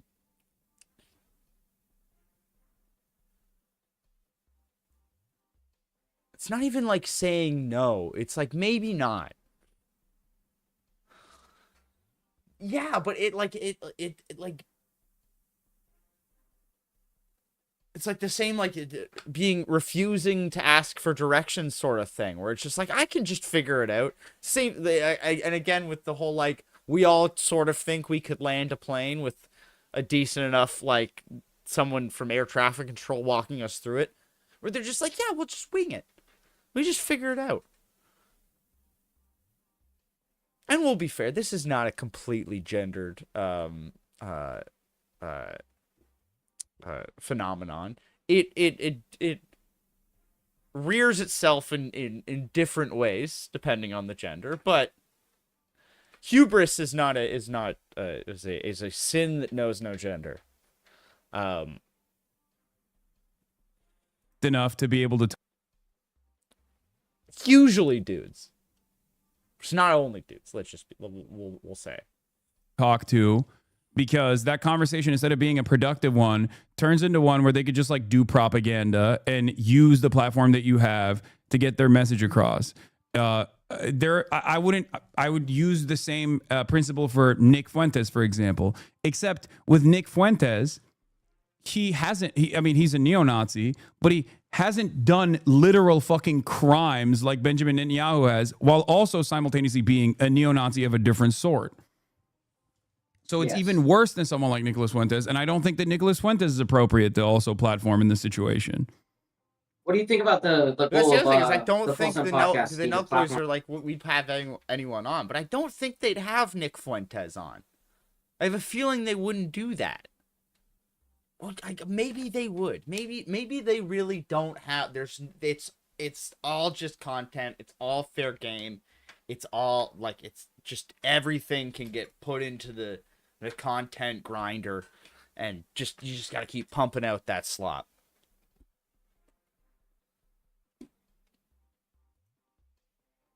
Oh yeah, no, like the female version of it would have been some sort of like cooking show, or it would have been they at least would have like that's the thing, where they would have at least been like, well, we don't know anything about it, so they would have done something that just completely ignored it, something just fun and even almost even as like minimizing, where these dudes are like, no, we can just figure out how to do very high profile journalistic interview, where there's at least a little bit more, there's a smidge of humility in the way it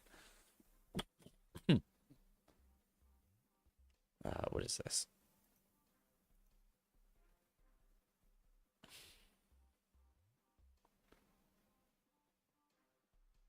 Oh, never mind. No, I forgot. For me, it's always been about. I forgot they did say that they had Nick Fuentes on to respond to Bibi Netanyahu's interview. I'm not going to open that up onto my stream because I'm not going to have Nick Fuentes on my stream. Even in like clips, if I can help it. I don't like. That's the other thing where it's like, just because he said something really effed up, why would I play it? I do kind of. It's like, why are we like? No, it's not even like why are you platforming it? It's just like,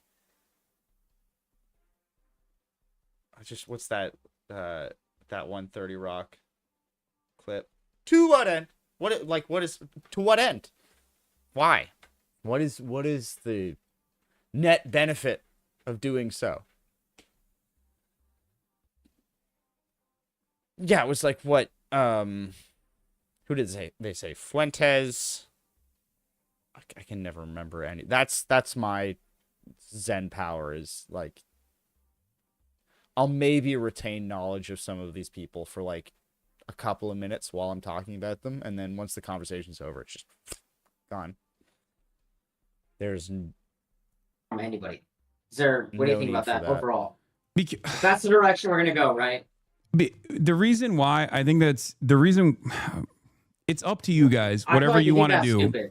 I obviously can't fucking advocate for deplatforming, especially in this day and age, especially in this time and place, because a lot of these institutions that would otherwise be tasked with like taking people. Hello? Oh, your camera pooped for a second. a lot of these institutions that are tasked with deplatforming people spend way more time deplatforming someone like myself, or at least trying to deplatform someone like myself, for having a consistent moral anti-genocide and anti-Zionist position than people who are actually anti-Semitic. They call me anti-Semitic, despite the fact that I'm not anti-Semitic. The reason why I would still choose not to platform neo-Nazis and things of that nature, regardless of how equipped I am at talking to them about these issues and being able to push back adequately, is because a lot of these guys are simply looking for any opportunity to get their message to a broader audience. They don't actually care about the truth. They don't actually care about coming across like good or bad. They just want to be heard, because every single time they go in front of a larger audience, they end up winning over some people in the margins to their side. Okay? And if you understand that they are not honest brokers here, that they don't like care about, back and forth discourse, then ultimately you're playing a role in allowing people to be recruited to that side.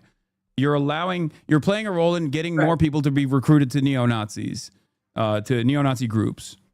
And I think that ultimately that is very dangerous. That's why we're gonna have both sides on. But having both sides on doesn't actually make up for that. Is my point. I agree with you too.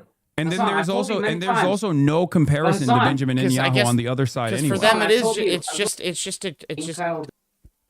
internet debates. It's content. There's two sides arguing, and they can monetize the rot.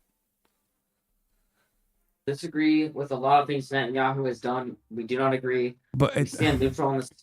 But I mean, I understand. The whole problem is platforming, but that's what we're gonna have from each side. It's not even neutrality. It's just pure apathy. Exactly the best possible thing you guys could have done before this interview, I mean, the best possible thing would have been to not have this interview at all.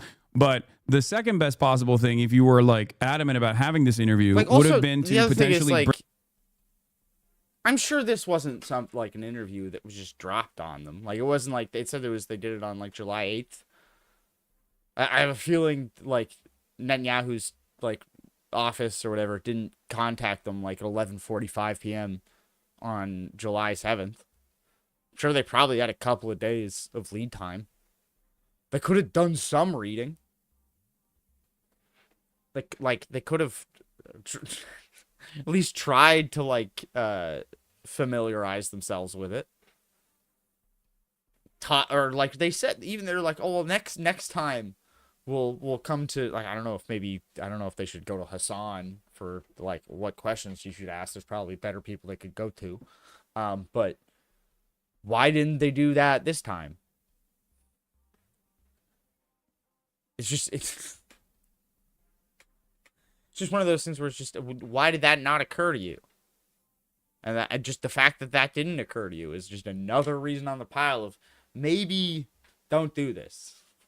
Does not seem like it went well for you. Bring someone that is knowledgeable before you did the interview, so it didn't just simply, so that Benjamin Netanyahu didn't use you guys like a fucking fleshlight, is what I'm saying, to just make himself look like not the demon that he is, but instead of a personable person. Like, here I have something here that was sent to me from an excerpt from the interview that you guys conducted, where you asked him if he prefers Burger King or McDonald's or whatever. And it's really interesting because like people have yelled at me for doing this with like a dude in Yemen that they claim is a fucking terrorist. Okay, that dude is a 19-year-old in Yemen. He has no power. He holds no power on the planet. He is, at any given moment. I mean, it just came up in the conversation. At any given moment, he could be fucking assassinated by American bombs, by Saudi bombs, or any other. Like, he is one of the least powerful people on the planet. This Benjamin Netanyahu is one of the most powerful people on the planet. So in this opportunity, instead of humanizing him, you guys could have had someone that is knowledgeable enough not to ask that question. And instead, when you say, like, are you starving children? And he says no, the person could turn around and say, for sure. Yeah. No, I mean, Hassan, Hassan, you make a great point, and I understand your comparisons to Hitler. I see your perspective. And yeah, I think just with the Fulson pod, like I told you, we're just not here to choose the guests. We're going to have anyone on, even if it is a wanted war criminal, and we're just going to let the viewers decide. And I think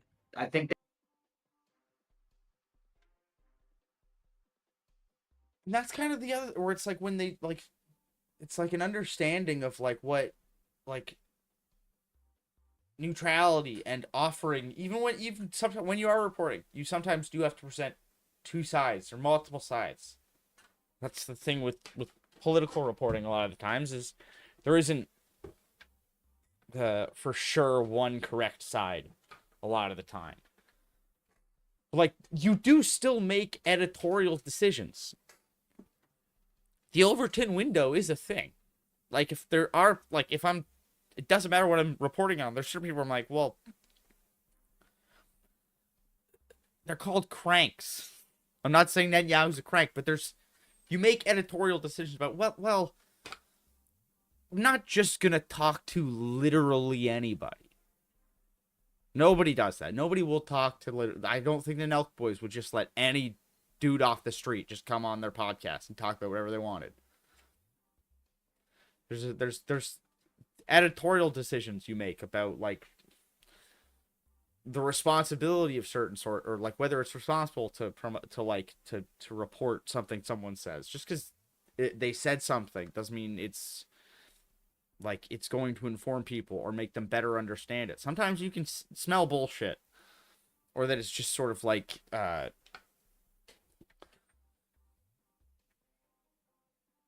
just sort of like PR jargon.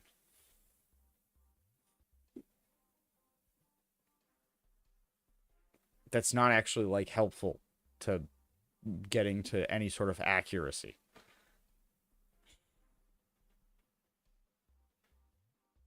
Reporting isn't just like turning on a recorder and broadcasting whatever comes out of like your subject's mouth without challenge, without follow-up, without any preparation, without context. I would just have anyone on and let them say whatever they want. They spoke very clearly, and I don't like that. I'm sure that probably makes good podcast or like stream content, as is what I do half the time. It's not really a journalistic endeavor. I don't think just because we platform people that people fall for the person's message. Yeah, like I don't. That's just the bottom line. Like, go look at the comments. We give you an I just don't think that. I don't think that you guys would do that. Is my point. Like, if there, because there's no other. Because you already said you wouldn't. You already said you would not, if given the opportunity, you would not interview Adolf Hitler. So there is a limit to it. Like, there's an upper limit. Well, we didn't say that. We didn't say that. We said a type. We said a type. But also, Hassan, it's crazy. And I think it's evident that just because we platform someone, just because Nelk sits next to them, doesn't mean we agree with everything they say or do. One, because we definitely don't. And number two, just because we platform someone, it doesn't. Our viewers are fucking smart. Like, go read the comments. Like, yeah, but also proof that just because we have someone on, it doesn't necessarily mean a W for the guest. No, I understand that. There are plenty of people that I disagree with that I communicate with. But there's a difference between, there's an upper limit to it, is my point. And that upper limit is like far past when it comes to fucking someone like Benjamin Netanyahu. My limit is far before Benjamin Netanyahu. It's someone like Nicholas Fuentes or someone like Andrew Tate. But even if I were to engage with people like that, it depends on the platform that they have and how much prominence and how much influence they hold over a large enough audience. Because I feel like it's unproductive, it's counterproductive if they hold no staying power whatsoever. So I'm not saying that it's bad to interview Benjamin Netanyahu, but if you were going to do that, it's such a important task that you have to take it seriously, and you have to have someone who is knowledgeable to be able to push back, because he's a fucking liar. Son, you're missing the point. As you know, then they're going to be very specific with who they allow to interview them. We've already covered that, right? Is his PR team going to allow him to go on a Hassan Abi fucking live stream? Probably not. No, of course not. They would. Someone that's had Trump on 3 times. No, I think. Listen, I think we're gonna. Yeah, but alternatively, they're so careful. What does that say about you guys that they were so willing to have you guys, who admittedly know nothing about it, do the interview? We're gonna wrap this up soon. It's fucking. Wait, last thing I want to ask. We're in Europe. Hassan, last thing. We text off stream. Obviously, we are boys. We talked about lifting together, hooping together. So, there are things that we can't agree on, but when it comes to this stuff, it creates animosity. So I just want to point that out. Okay, but all right, but you have to. There's a reason why there's 6,000 comments here. I'm looking at the comments right now, and everyone's cooking you guys. We read them. We know. It's on. We're aware. But I mean, Steiny's been reading those comments the whole. That's what he was doing on his phone the whole time, reading the comments. All right, well. Yeah. All right, good luck, guys. You should have Gabor Mate, or Gabor Mate is a Holocaust survivor. I'm gonna have Steiny. I'm gonna have Steiny text you, and if you. I've met Gabor Mate. He was at the Hungarian ambassador's residence receiving some like national medal for work on health, and he's apparently good friends with Sarah McLachlan and her parents, who are also Hungarian.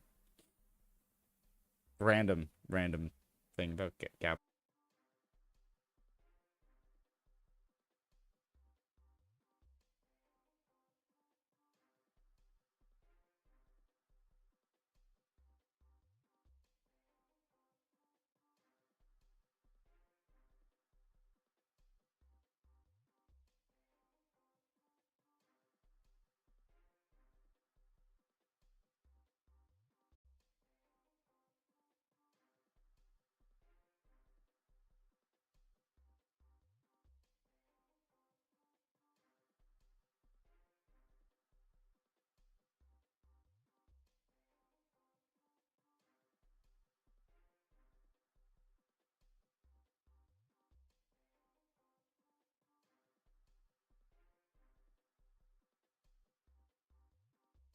Oh, why'd we come back muted? Oh yes, here it is. Copy link address. But when he texted me, he said, "Yo, you."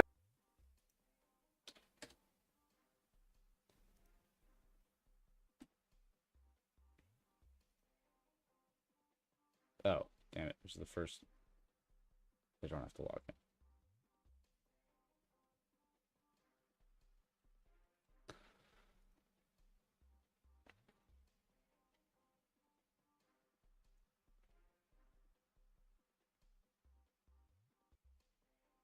Yeah, there they are.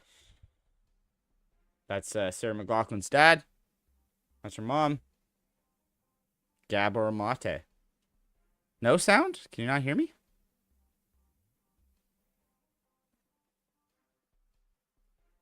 He was getting a...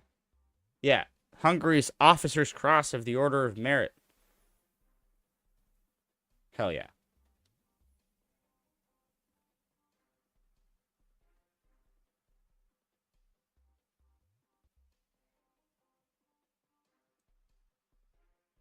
So yeah, I've met Gabor Mate. You had so and so on the podcast!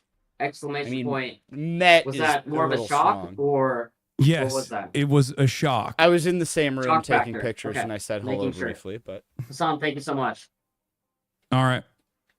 Oh, have we be made it honest, through I think this? really just let a war criminal talk freely for an hour to millions of fans. Just horrible. You guys are truly. That's what it is. yeah. So continued adventures of why we shouldn't have crossed the stream.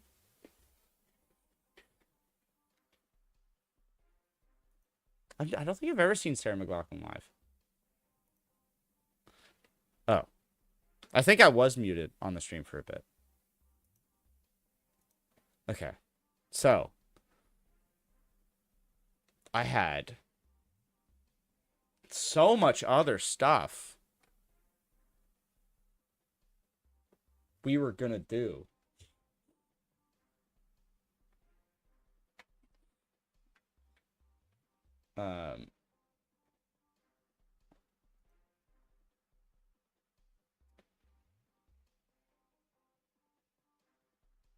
Did that really take me an hour to get through 20 minutes of that? Oof. Oof. All right, wait.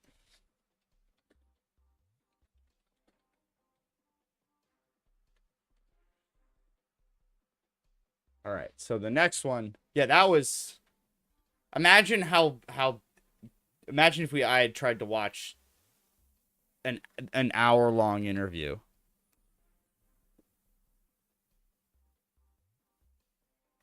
Oh my god. Yeah, well, because that was them trying to, like, they were like at the precipice, trying to convince themselves to jump. Because they're like, we climbed all the way up here. We're already up here. It's such a privilege to be up here.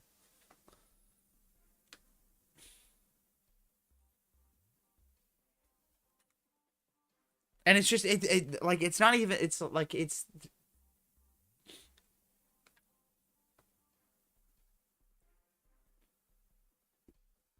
Like, ignorance, it's just this potent mix of ignorance and apathy and Dunning-Kruger and hubris and just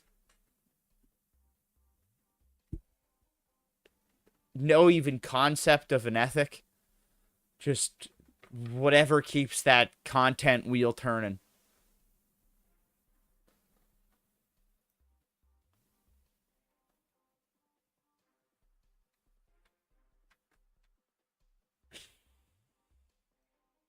Yeah, no, it's just there's absolutely nothing going on behind that dude's eyeballs.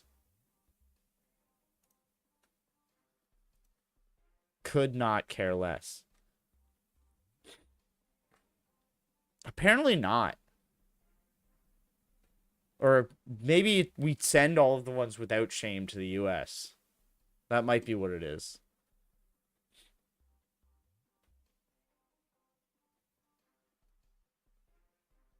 All right.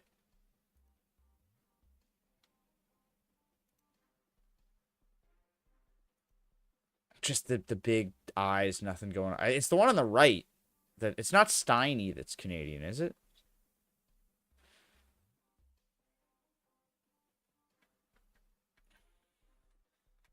It's the right-wing himbo Buddha on the right, I'm assuming.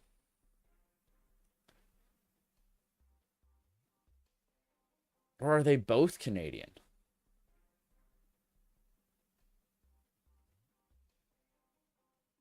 Because the two originators of the Nelk Boys are Canadian, but Steiny is not one of the original founders.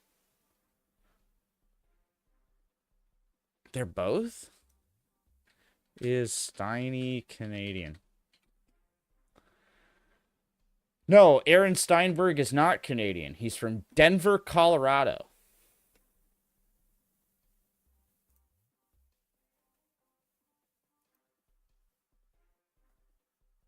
Sebastiani's from Hamilton, Ontario. Of course.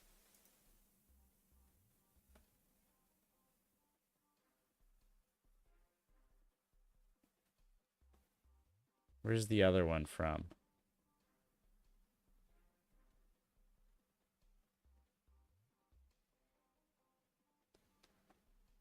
Kyle Beauregard.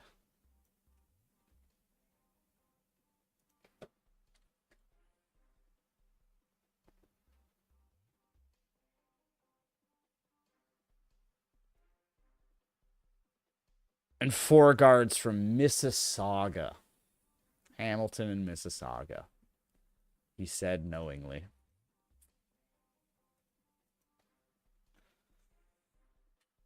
And before anyone gets mad at me, I'm from Barrie. We're responsible for enough shit.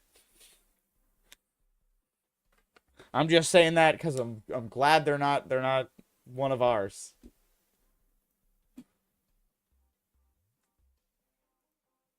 White nationalist groups in Canada are coming out of the shadows. So this is a CBC visual investigation that they released a couple of days back about the new far-right fight clubs that have been cropping up in Canada. I think there were, I don't know if they'll talk about, but I'm pretty sure there was one in Ottawa.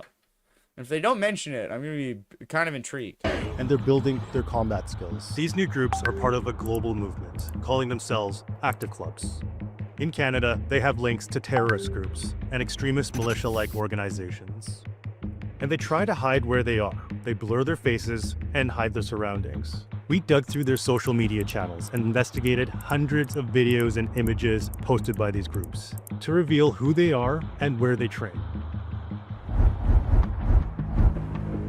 Well, let's go see what this gym has to say. If you've never heard of an active club, it might seem harmless. Who doesn't want to be active, right? In reality, they recruit white people to tribe and train. Basically, they're fascist fight clubs, and they're on the rise around the world. In Canada, this movement overlaps with violent terror groups. Take Atomwaffen Division. It was a neo-Nazi group linked to multiple murders in the US.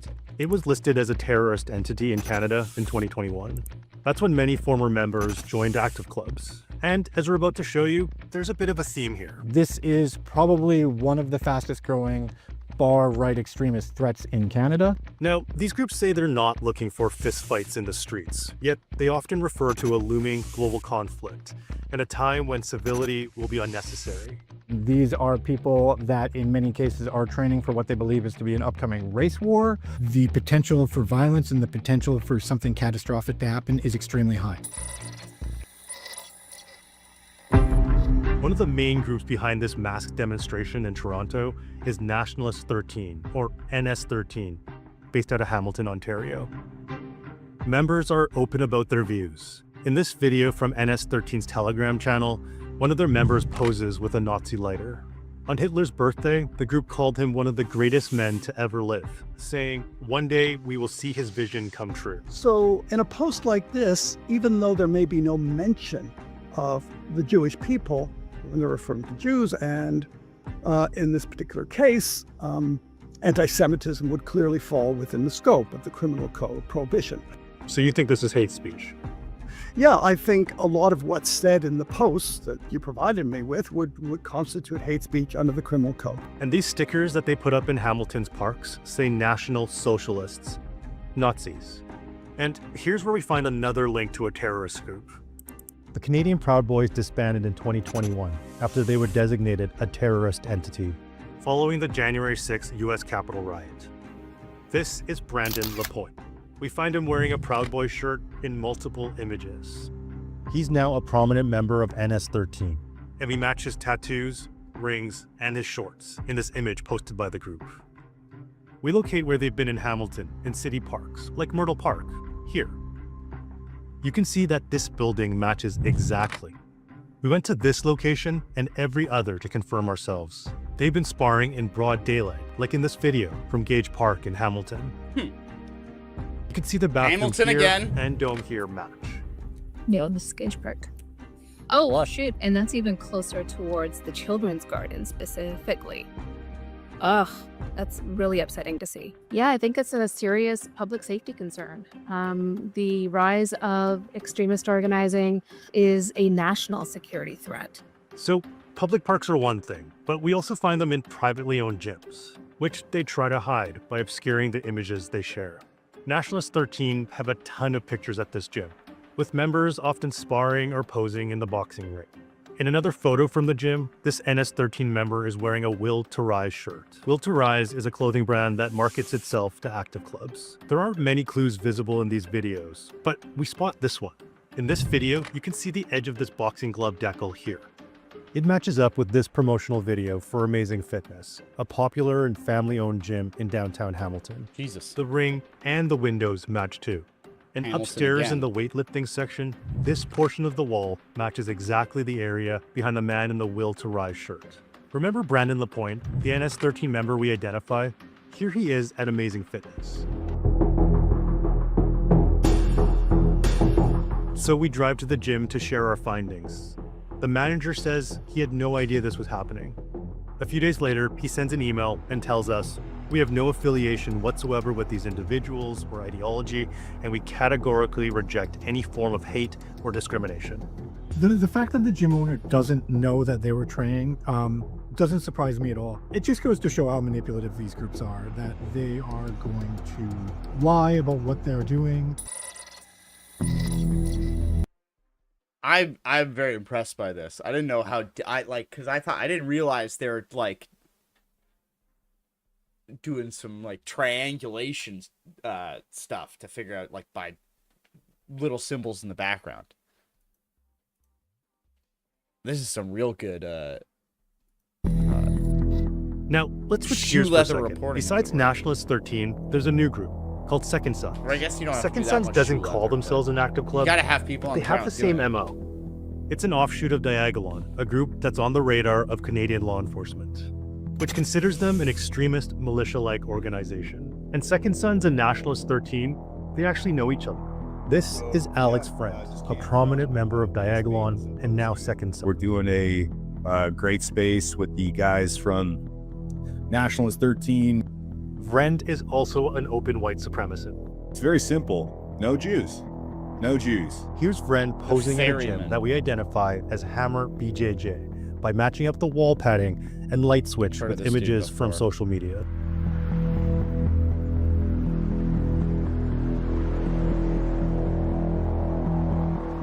We drive there too to talk to the owner. This is Rob Barham, the owner of Hammer BJJ, and he says he had no idea this happened at his school.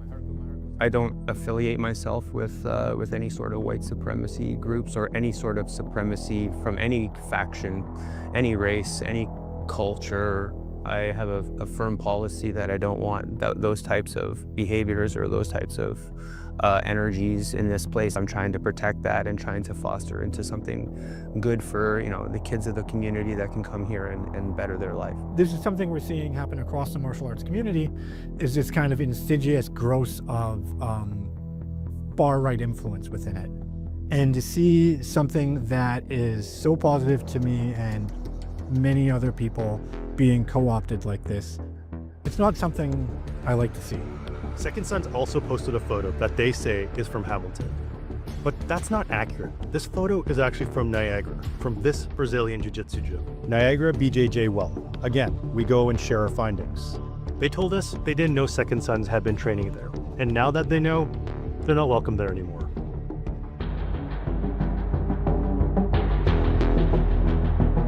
Wait. Oh, wait, never mind. Who's the other? Oh, no, I was thinking of the Queen of Canada lady. I was like, wait, is she involved in this too? Who's that one chick who calls herself the Queen of Canada? No, because I'm just going to get the actual former queen.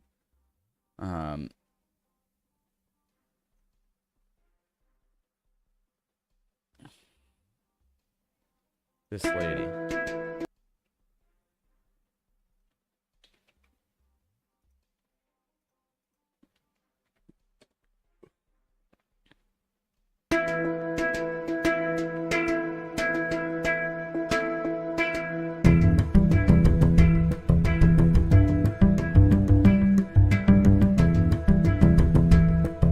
She's been riding around in her Winnebago. Yeah, Romana Diddlo. Riding around in a Winnebago. You will receive scamming people and telling them not to pay their taxes. Bullets on your forehead. And also threatening public officials just directly with assassination.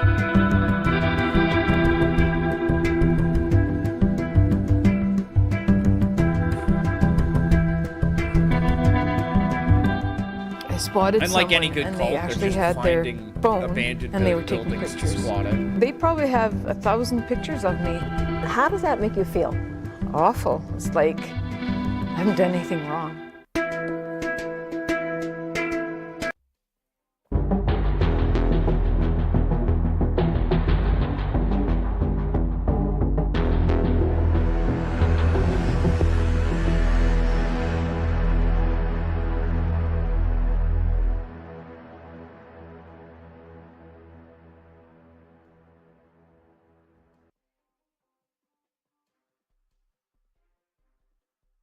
Well, for months. So,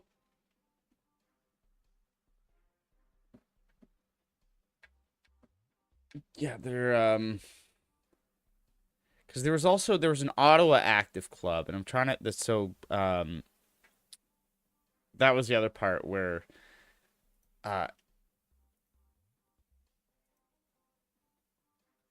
Where is it? Where is it? Where is it? Where is it? Where? There it is.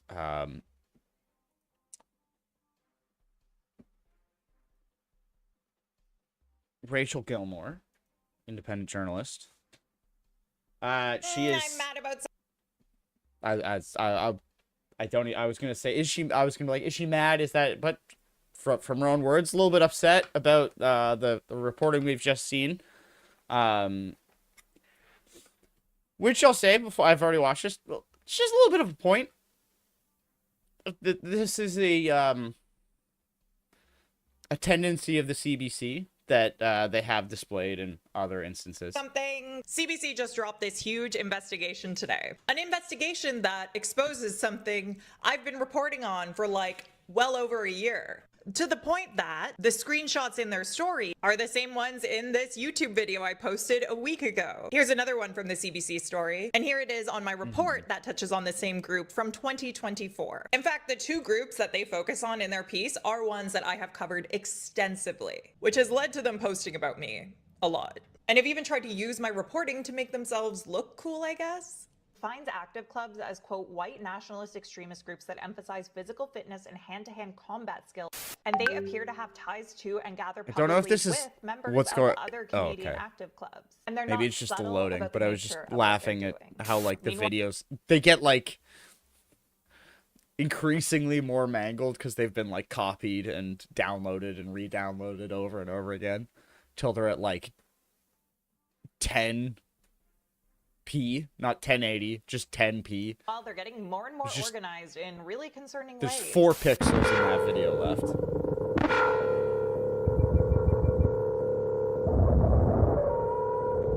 And here is the part where I get annoyed. Yeah, it's I'm one really p- glad one they P. reported this story. The P It's an stands for incredibly potato. important topic, and there's some really good investigative work in it. Like, a major point of the story is that they actually point out where these guys are gathering, and I haven't previously reported that. But the existence of these groups themselves have been okay. something that myself and investigative journalist Peter Smith have extensively covered. And they didn't Because I even was gonna say their reporting was a little bit more, did it go a little bit deeper than that, but acknowledge my journalism. You couldn't even mention the reporting I've done on this for like an extremely long time that has resulted in great personal risk. Like, you guys are doing this story for a major media outlet. And I've already been exposing these groups as an independent female journalist with none of the protections that come with working for an outlet like this. The men who do this use my videos and likeness every time I speak about them. These guys show up in my comment sections, in live streams, in everything, just harassing me. They've threatened me. They've said all kinds of stuff that is just horrific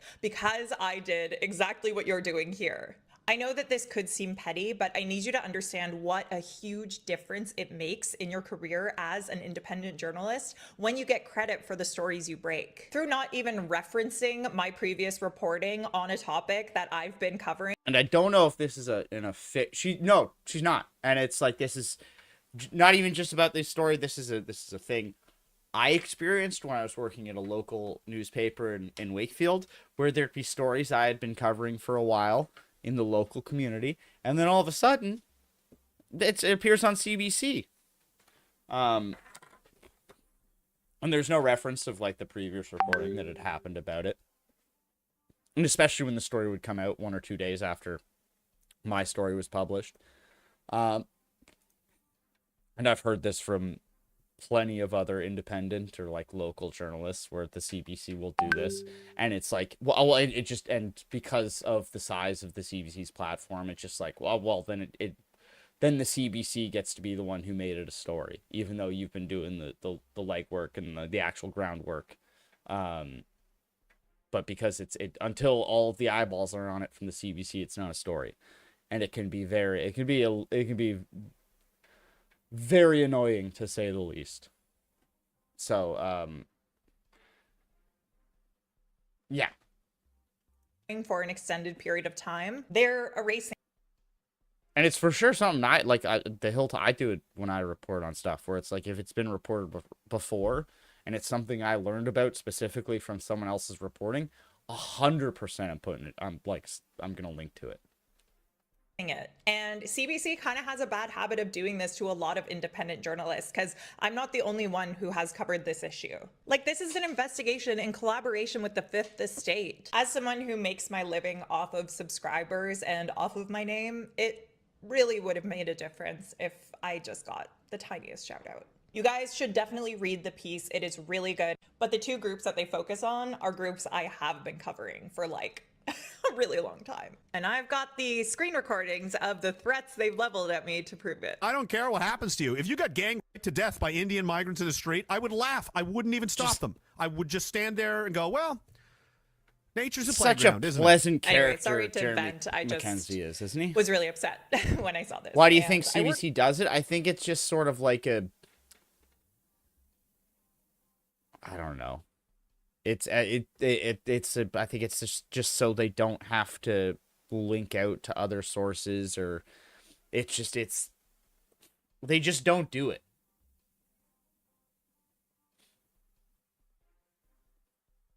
Even if you like, they're I think it's just they sort of have to go out and do it and like just do redundant reporting so that they can say that they found it out themselves and stuff. It's just, I think it's just an unofficial, like, we don't link to non-CBC stories unless it's like, sometimes if it's the like the Globe and Mail or the National Post or Canadian Press, for sure. But if it's anything sub that, if it's like an independent journalist or a like a local outlet,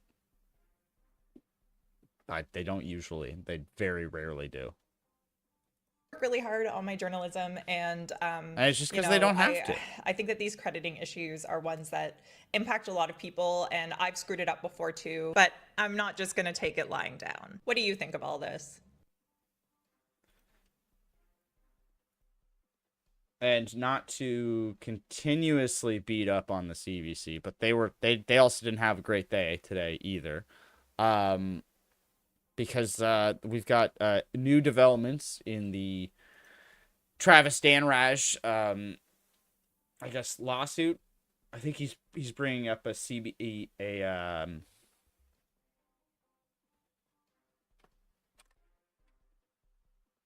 I don't know if it's adaptation. I think this long predates that. It's just sort of they don't.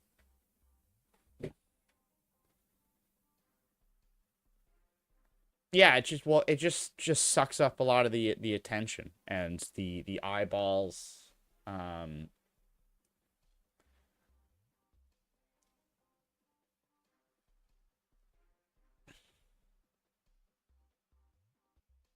Yeah, I don't know. But yeah, so we had a leaked audio from Travis Danraj in a disciplinary meeting with the CBC following his tweet, I think from last year after the budget came out, where he said he had requested an interview with then CBC CEO Catherine Tate to discuss the CBC's like funding. Yeah, real mystery. Who could have leaked this audio? The new budget funding. I wonder who possibly could have recorded this audio.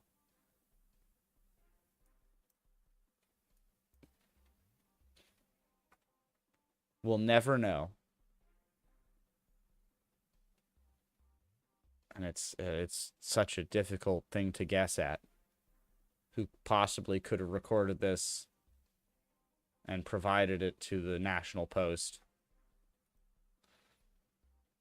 But this is from the interview, and I mean, you can poo-poo how this audio got out, but with what little audio is provided, because it does say it's not the entire meeting, and the meeting may not have just been about this, but this part does not look good for the CBC. The new budget funding was publicly put out in the budget on Tuesday. It was widely reported on by not only the CBC but other broadcasters. This is the audio. There's nothing in the tweet that is insider information. A perception of a unionized employee criticizing their employer. It is an employee who has a personal stake in the matter, whose job is part of it. And yeah, but I've listened to this audio. Could or could not be based on information that you know as an employee. So the issue is, you know, I've listened to this so many times, and I cannot. I'm full like from. I know it's we don't have the full context, but from just what I've heard, I'm on the same level of I don't understand what they're trying to say the problem with this tweet was. And yeah, that whole thing they just said, like, let's go back to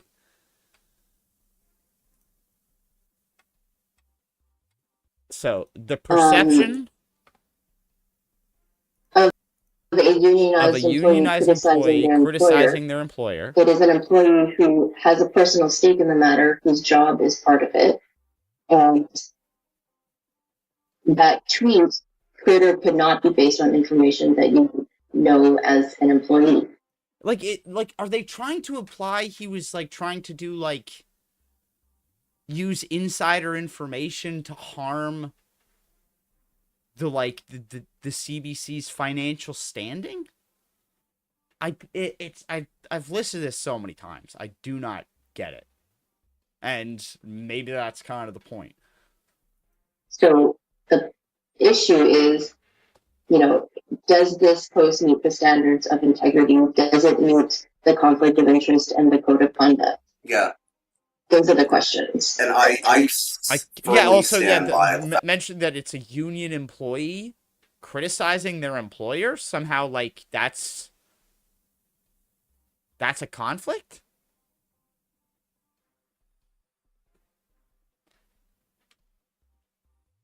That it does. And, like, here's the thing. Just based on the tweet, full respect to Dan Rash for that. That took just even without the tweet, just making the request. You can say whether or not it was advisable. We won't get into, like, conflict. I don't think it's a conflict of interest for him to make the tweet. Was it? Could you argue it wasn't advisable because it's poking the bear? Maybe. I don't know if I agree with that. But as far as, like, journalistically, absolutely.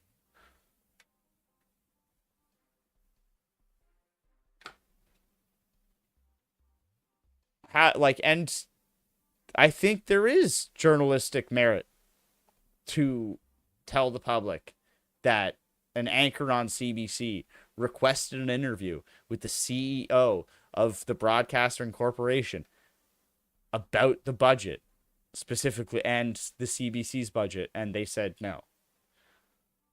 Like, saying we requested an interview and they declined is a basic part of reporting.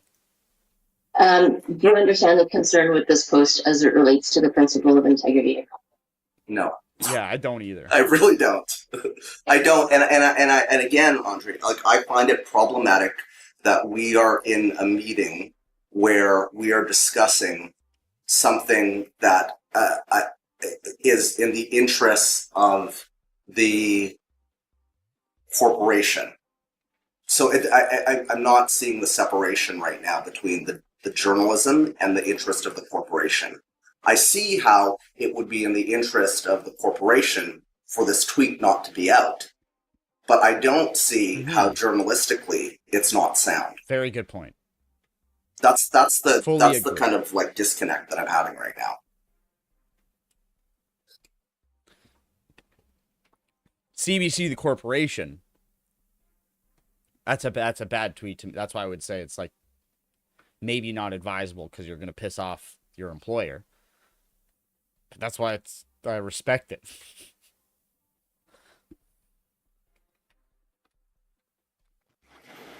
As a journalist, I want to get some clarity on something here.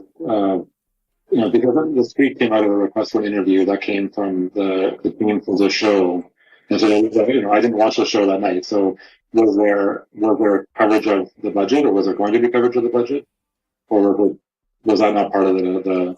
We had an editorial discussion, which The was budget part had of, come and the out entire that team was day. part of, as to whether or not now we'd was have to the go correct back. We're pretty time, certain he probably since there covered was the a budget. significant development with the release of the federal budget and the new money, to put a request in for Catherine Tate. We had been discussing putting in a request in for some time, and we thought that there was a news hook to it because of the new development. So that's when the green light was given by and it was a team consensus that we would put this request in.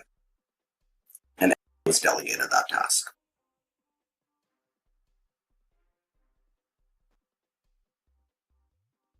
Is that good, Ryan? What? So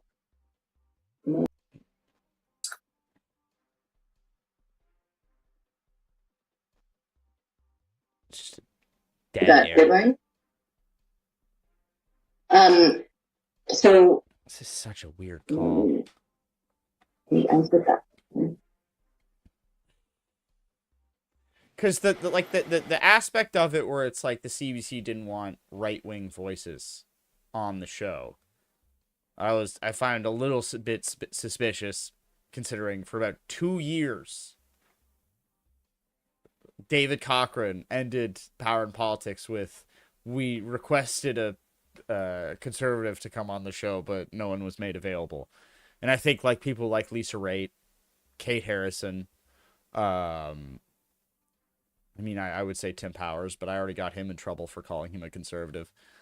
So I guess if you're a conservative on the CBC currently, you don't count.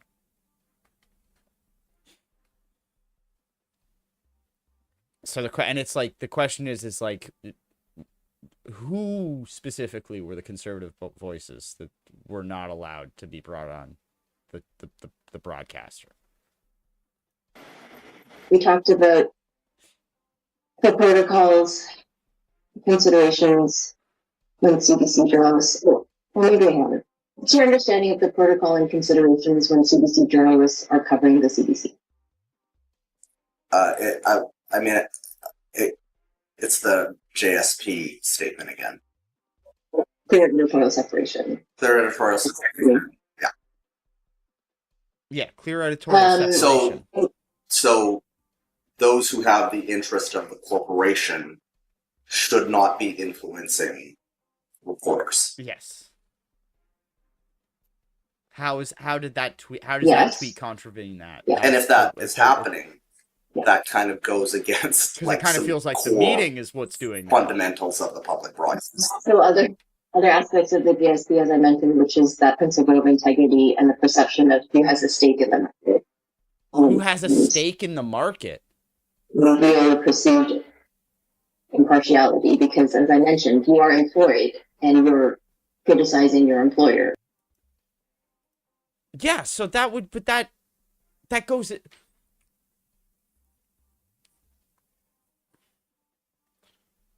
The concern about impartiality and whether he has a stake in it would be whether or not he's choosing not to criticize his employer because they're his employer, and he's probably worried that if he does that, he might lose his job. The fact that he's willing to criticize his employer in the face of losing his job, or as the case may be, being unable to lose his job because he's resigned, and apparently the CBC still has not accepted his resignation, which also still baffles me. I don't know what that's about, unless it's some sort of contract negotiation fight. But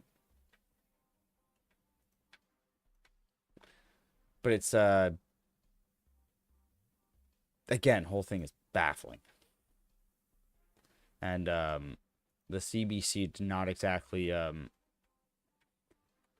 that's probably what it is. It's like, if it's like his non-compete, and probably like if he resigns or whatever, there's some sort of severance package or like, I don't know. I don't know the details, but it's probably something, some mundane legal contract negotiation fight. I don't know if it's, but yeah, it's not great. It's not great. The last one is, this one's a little bit, I put it in there with the stuff on the journalism drama, but this is a little, this isn't really drama. This is a lot more serious. This is a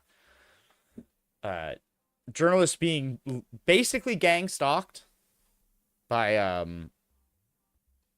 nefarious and clandestine forces that of which we know not who. Goddamn. I gotta log in. Uno momento, por favor.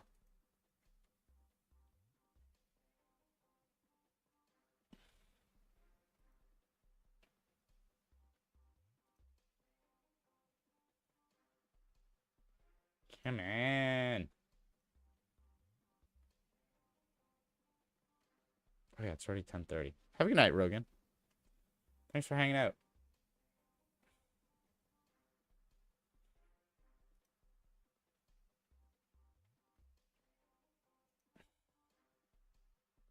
All right. I'm going to turn the player on because I'm going to go to the bathroom real quick. Globe and Mail reporter targeted by online campaign, photographed surreptitiously in public settings. By Hatu Tan and Greg Mercer. Be right back. A Globe and Mail reporter investigating allegations of political interference at Alberta's Provincial Health Authority has been targeted by an anonymous account on X, which posted surreptitiously obtained photographs of her in public settings and described her private movements.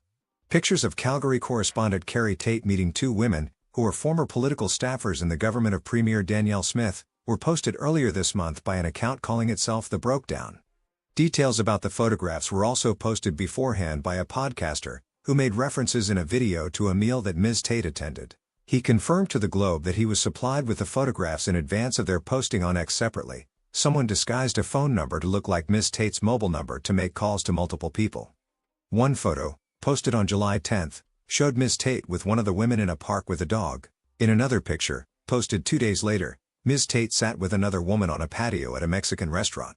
The X account was launched this month. In one of its first posts, it promised it would start exposing Carrie Tate's sources in the continuing healthcare saga. You are not going to want to miss this. The account was suspended last Wednesday after complaints were filed with the social media platform, including by Globe reporters. For the past 5 months, Ms. Tate has been writing about allegations from Athana Mentzelopoulos, the former chief executive of Alberta Health Services, the agency that administers public health care in the province. In a wrongful dismissal lawsuit filed in February, Ms. Mentzelopoulos alleges that she was terminated over an internal investigation that she ordered into procurement issues at the agency. She alleges that pressure was placed on her by staff in Ms. Smith's office to take action that would benefit certain private companies, and that she was dismissed 2 days before she was set to brief the province's Auditor General. Her allegations have not been tested in court. In a statement of defense, the Alberta government said she was fired because she couldn't do her job. Ms. Mentzelopoulos' allegations are now the subject of separate investigations by Alberta's Auditor General, the RCMP, and retired Manitoba Judge Raymond Wyatt, who was appointed by the province. 2 weeks before the photographs were posted online, several contacts of Ms. Tate received phone calls where her number appeared on their call display. While none of the individuals spoke with anyone on the calls, one person answered but nobody replied. All of them reached out to Ms. Tate to ask why she was calling. An examination of Ms. Tate's phone record showed no evidence of any outgoing calls, suggesting the number was spoofed to make it appear she was calling these individuals. The Globe's editor-in-chief, David Wamsley, condemned the targeting of Ms. Tate. Any attempt to interfere with legitimate news gathering is an attack on the public's right to know, he said. The Globe and Mail will continue to pursue this story. The name of the Brokedown account is a play on The Breakdown, an Alberta podcast that has been critical of the Smith government. Most of the posts on The Brokedown appeared on July 10th. One tagged Ms. Tate and one of the women, and made reference to Ms. Tate's medication refill, which the poster said is ready to be picked up. In an interview, Ms. Tate said that, 2 days before that post, she had picked up a prescription at a Calgary pharmacy. 2 days before the breakdown posted about Ms. Tate sitting with one of the women at a Mexican restaurant, a podcaster named David Wallace released a video online on July 10th. In the video, he named the woman and asked which reporter she had been lunching with. Did you enjoy? How much is their payroll? I feel like they can afford a slightly better text-to-voice model. Yeah. You could definitely get a better one at this point, but it'd probably be expensive. I mean, it's a doable voice to text or text to voice. Enjoy your tacos? Was it Taco Tuesday at least? He said. In an interview, Mr. Wallace said he had nothing to do with the X account that broke down. He said he was made aware of Ms. Tate's meal through a tip. I have an anonymous source. I have what's known as a rat line, a tip line, and I had a lot of pictures show up, he said, adding that he had obtained photos of Ms. Tate with one of the women. Somebody asked me about this breakdown or broke down Alberta account. Just for upfront clarity, I don't hide my effing face for nobody. I like to do my damage out front so everybody knows who I am. Mr. Wallace, as well as the broke down account, also criticized MLA Peter Guthrie, who had quit cabinet in protest of Alberta's healthcare procurement practices. In his video, Mr. Wallace addressed Mr. Guthrie. "You're not getting away with this. Any corner you hide in, any hole you dig, it won't be deep enough," he said. Mr. Guthrie is one of the Alberta cabinet ministers who acknowledged accepting free Edmonton Oilers tickets from MH Care Medical, a company that was awarded a $70 million contract by the Alberta government to import children's pain medication from Turkey. That medicine was deemed unusable because of safety concerns. An MH Care contract is one of the deals Ms. Menzilopoulos had asked to be investigated, according to her statement of claim. Mr. Guthrie has become an outspoken critic of the Smith government and its dealings with MH Care. On July 11th, the Broke Down account posted an image of an electronic receipt confirming MH Care that it had sent 2 hockey tickets to Mr. Guthrie. The email said, "MH Care Group Limited, your ticket transfer went through."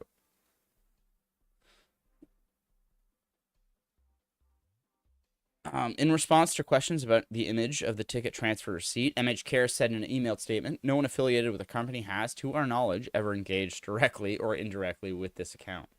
Since Ms. Menzilopoulos' allegations were made public, MH Care and its chief executive officer, Ms. Marachi, have been living under the weight of untrue allegations, the company said in a June statement.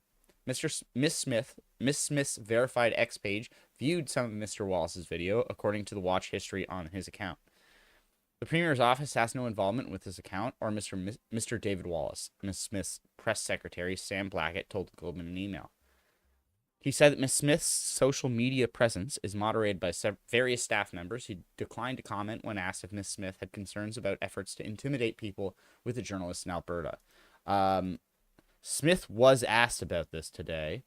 Shout out to Rachel Aiello, CBC.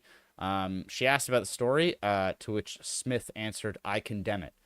No one should be harassing anybody, and I don't comment on sock puppet accounts. I have no idea who's behind it, and if so, there's criminal harassment. And so if there's criminal harassment, I hope the RCMP finds them, punishes them to the full extent of the law." Beyond that, she said it is none of my business and said her government had nothing whatsoever to do with it before walking out of the interview room.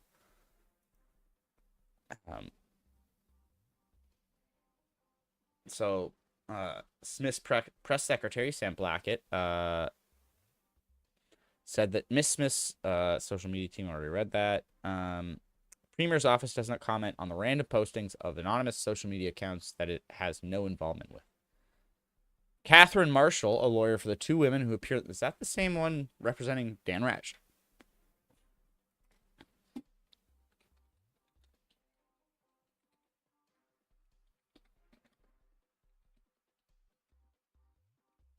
Dang.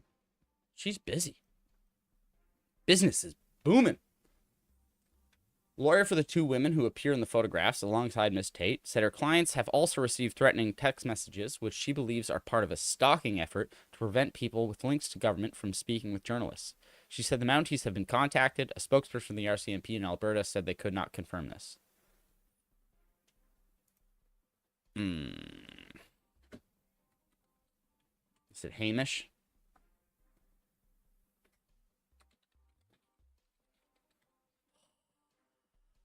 Gotta get the red string out.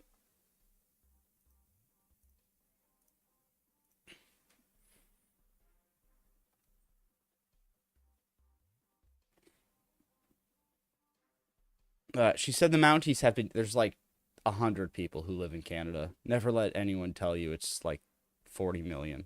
They're lying. 1,000 at most.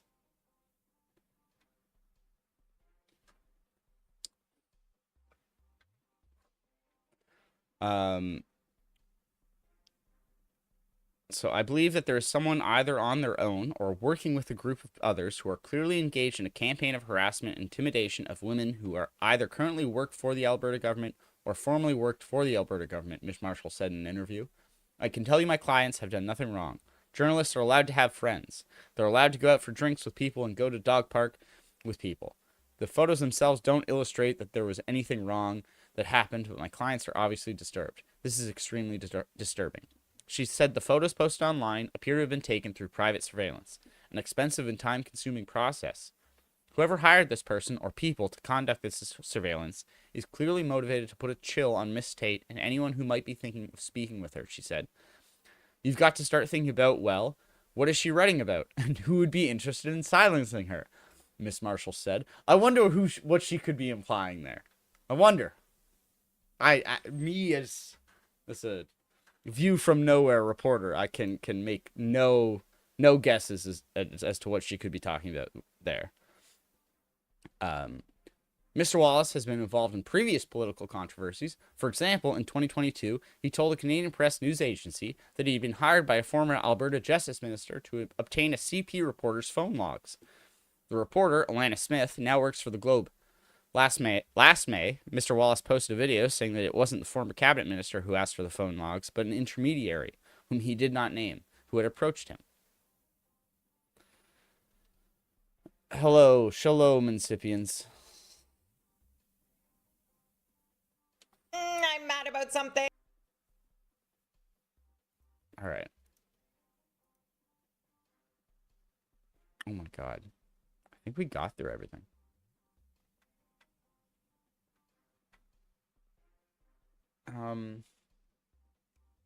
You know what? It's 11:15. I'm exhausted. So I think we'll end it there. That was a good rundown of the news.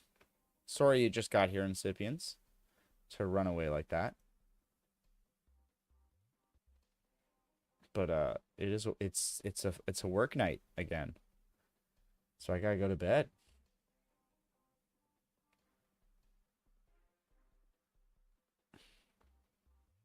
With the COP? What is that? Oh, Curse of Politics? For all of your frog ways. All right, you happily miserable accursed Hurley here with Reed tonight and Leibniz, the political panel who were always in the meeting, after the meeting, and later on, whether the proprietor liked it or not, the bar after the bar. We're the kings of second locations. How was the weekend? Hey, Scott, Corey, you had a party. Scott was at it. Jordan and I were not there. Yeah, we had a big party, maybe too big. If you were to ask our neighbors downstairs, it was too big, but that's okay. We don't like them very much anyway. But yeah, it was good. We had a great turnout, and family, friends, work colleagues, politicos, journalists, ran the whole spectrum of folks. So it was really nice to see everybody. And God, that would have been a good one to do a party. For coming, Scott, and Michael was there too. Yeah, it was great fun. I got to meet Corey's folks for the first time, meet his kids again. Or many times we've met now, and I like Jordan. And then I just stood in a corner and funny. Drank as many cans of beer as I possibly and I could. Have people came up to me and said, "You're not." I have a weird soft spot for Corey. I don't know why. Scott did a good job representing us, basically. Right. Yeah, you were doing something this weekend, though, Scott, that I thought that the PGA golf people had banned you from doing. Did I see you out on a course with young, impressionable people? Sort of. With golf clubs? I love because all you're the not supposed things to be teaching people people how to despise play about golf. it. That's it. This The has more been the more settled. people despise him, the Kind more of he under endears pressure himself from to my me. And Toronto that's- buddies. It's I not say that it's not after a 20 great years of quality living about in Toronto, me but it's taken that me I a have long that time bias, but psychologically to square myself with the city. It's- I've it's picked up only- the game of it's golf not- again, it's- David, there's much to limits what I'm to sure it, will be but- your horror. And so, yeah, I took the boys out because, you know, Sam, Sometimes my people just 12-year-old, piss really everyone wants to off play. in a way that I really And so find I found a entertaining, driving if range that makes that sense. also had a par 3 course. So like Um, we're able to kind of bat around I got to tell you, David, You'd be better off sending Sam out there to Is there figure out anything the worth fucking sport on his rating? own. That's He won't. live? Well, that's what I don't happens think I because know he that. has 12-year-olds with as much interest in listening to their dad. Move your left foot forward. Well, turn your hand to the left. It's like the whole thing. And of course, God. they immediately learned, you know, the Better old joke brain goes, rot. why don't they call golf fuck? Because that word was already taken, right? And, if you guys are All this interested, hoity-toity here's shit. I don't know the you link guys. to Curse of Politics. Then I'm Golf gonna is hoity-toity? raise you into some I even think so. worse brain I think it's rot. hoity-toity. Yeah. All right. Okay. Yeah. So what were you That's- doing? What were you doing? I was this class camping. conscious. Yeah. oh, I was there we go. camping. Being very rubbing our nose in it. Actually, it No was fancy really. You. Okay? If left unaddressed, we're going to have more and more economic instability. This looks like the worst thing That's ever. it. That part is which why correct. I'm gonna make you watch it. But immigrants are not responsible for that. That's fucking stupid. Cottage We'll or leave golf this for running me. I until was out the there actual race camping. I was starts, making but- my own fire. I was eating. We were making memories, Scott. We were making memories. Actually, it was very That cute. your We kids had. will hate. Yeah, for sure. Like But we it's had cold. It's muddy. There are yes, bugs. we're building character, friends. But we had two really cute moments. So my Oh, you can my rate. 7-year-old All right. I was and like- I we was- met I up was with wondering some if you friends even and had that and they have a open. little one who's a year older who's like All right. really great at canoeing. And the two of them went out in the canoe by themselves for the first time, fishing, like tied their own lures. It was like, I don't know. It was kind of amazing. It was one of those moments you realize you have a big kid all of a sudden. So that was really cool. And then my 3-year-old caught with her bare hands like a bullfrog the size of a small chicken. You guys can't even see me. It was amazing. Wow. I'm gonna send you guys the picture right now. It's Yeah. it's Yeah, so please good. do. She's like Ah! pulling this thing like a stuffed animal. Oh, Pay no amazing. attention Oh my to the God. bedroom. Yeah, does not I look know, real. so good, right? So Behind the green that was screen. a lot of fun. By And the way, she's dressed. All right. I guess. Steel yourselves.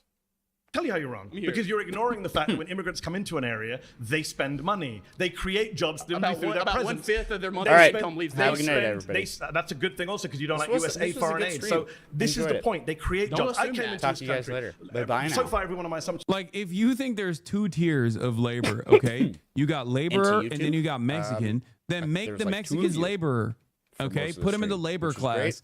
by doing what? I appreciate y'all Documenting too. them. There you go.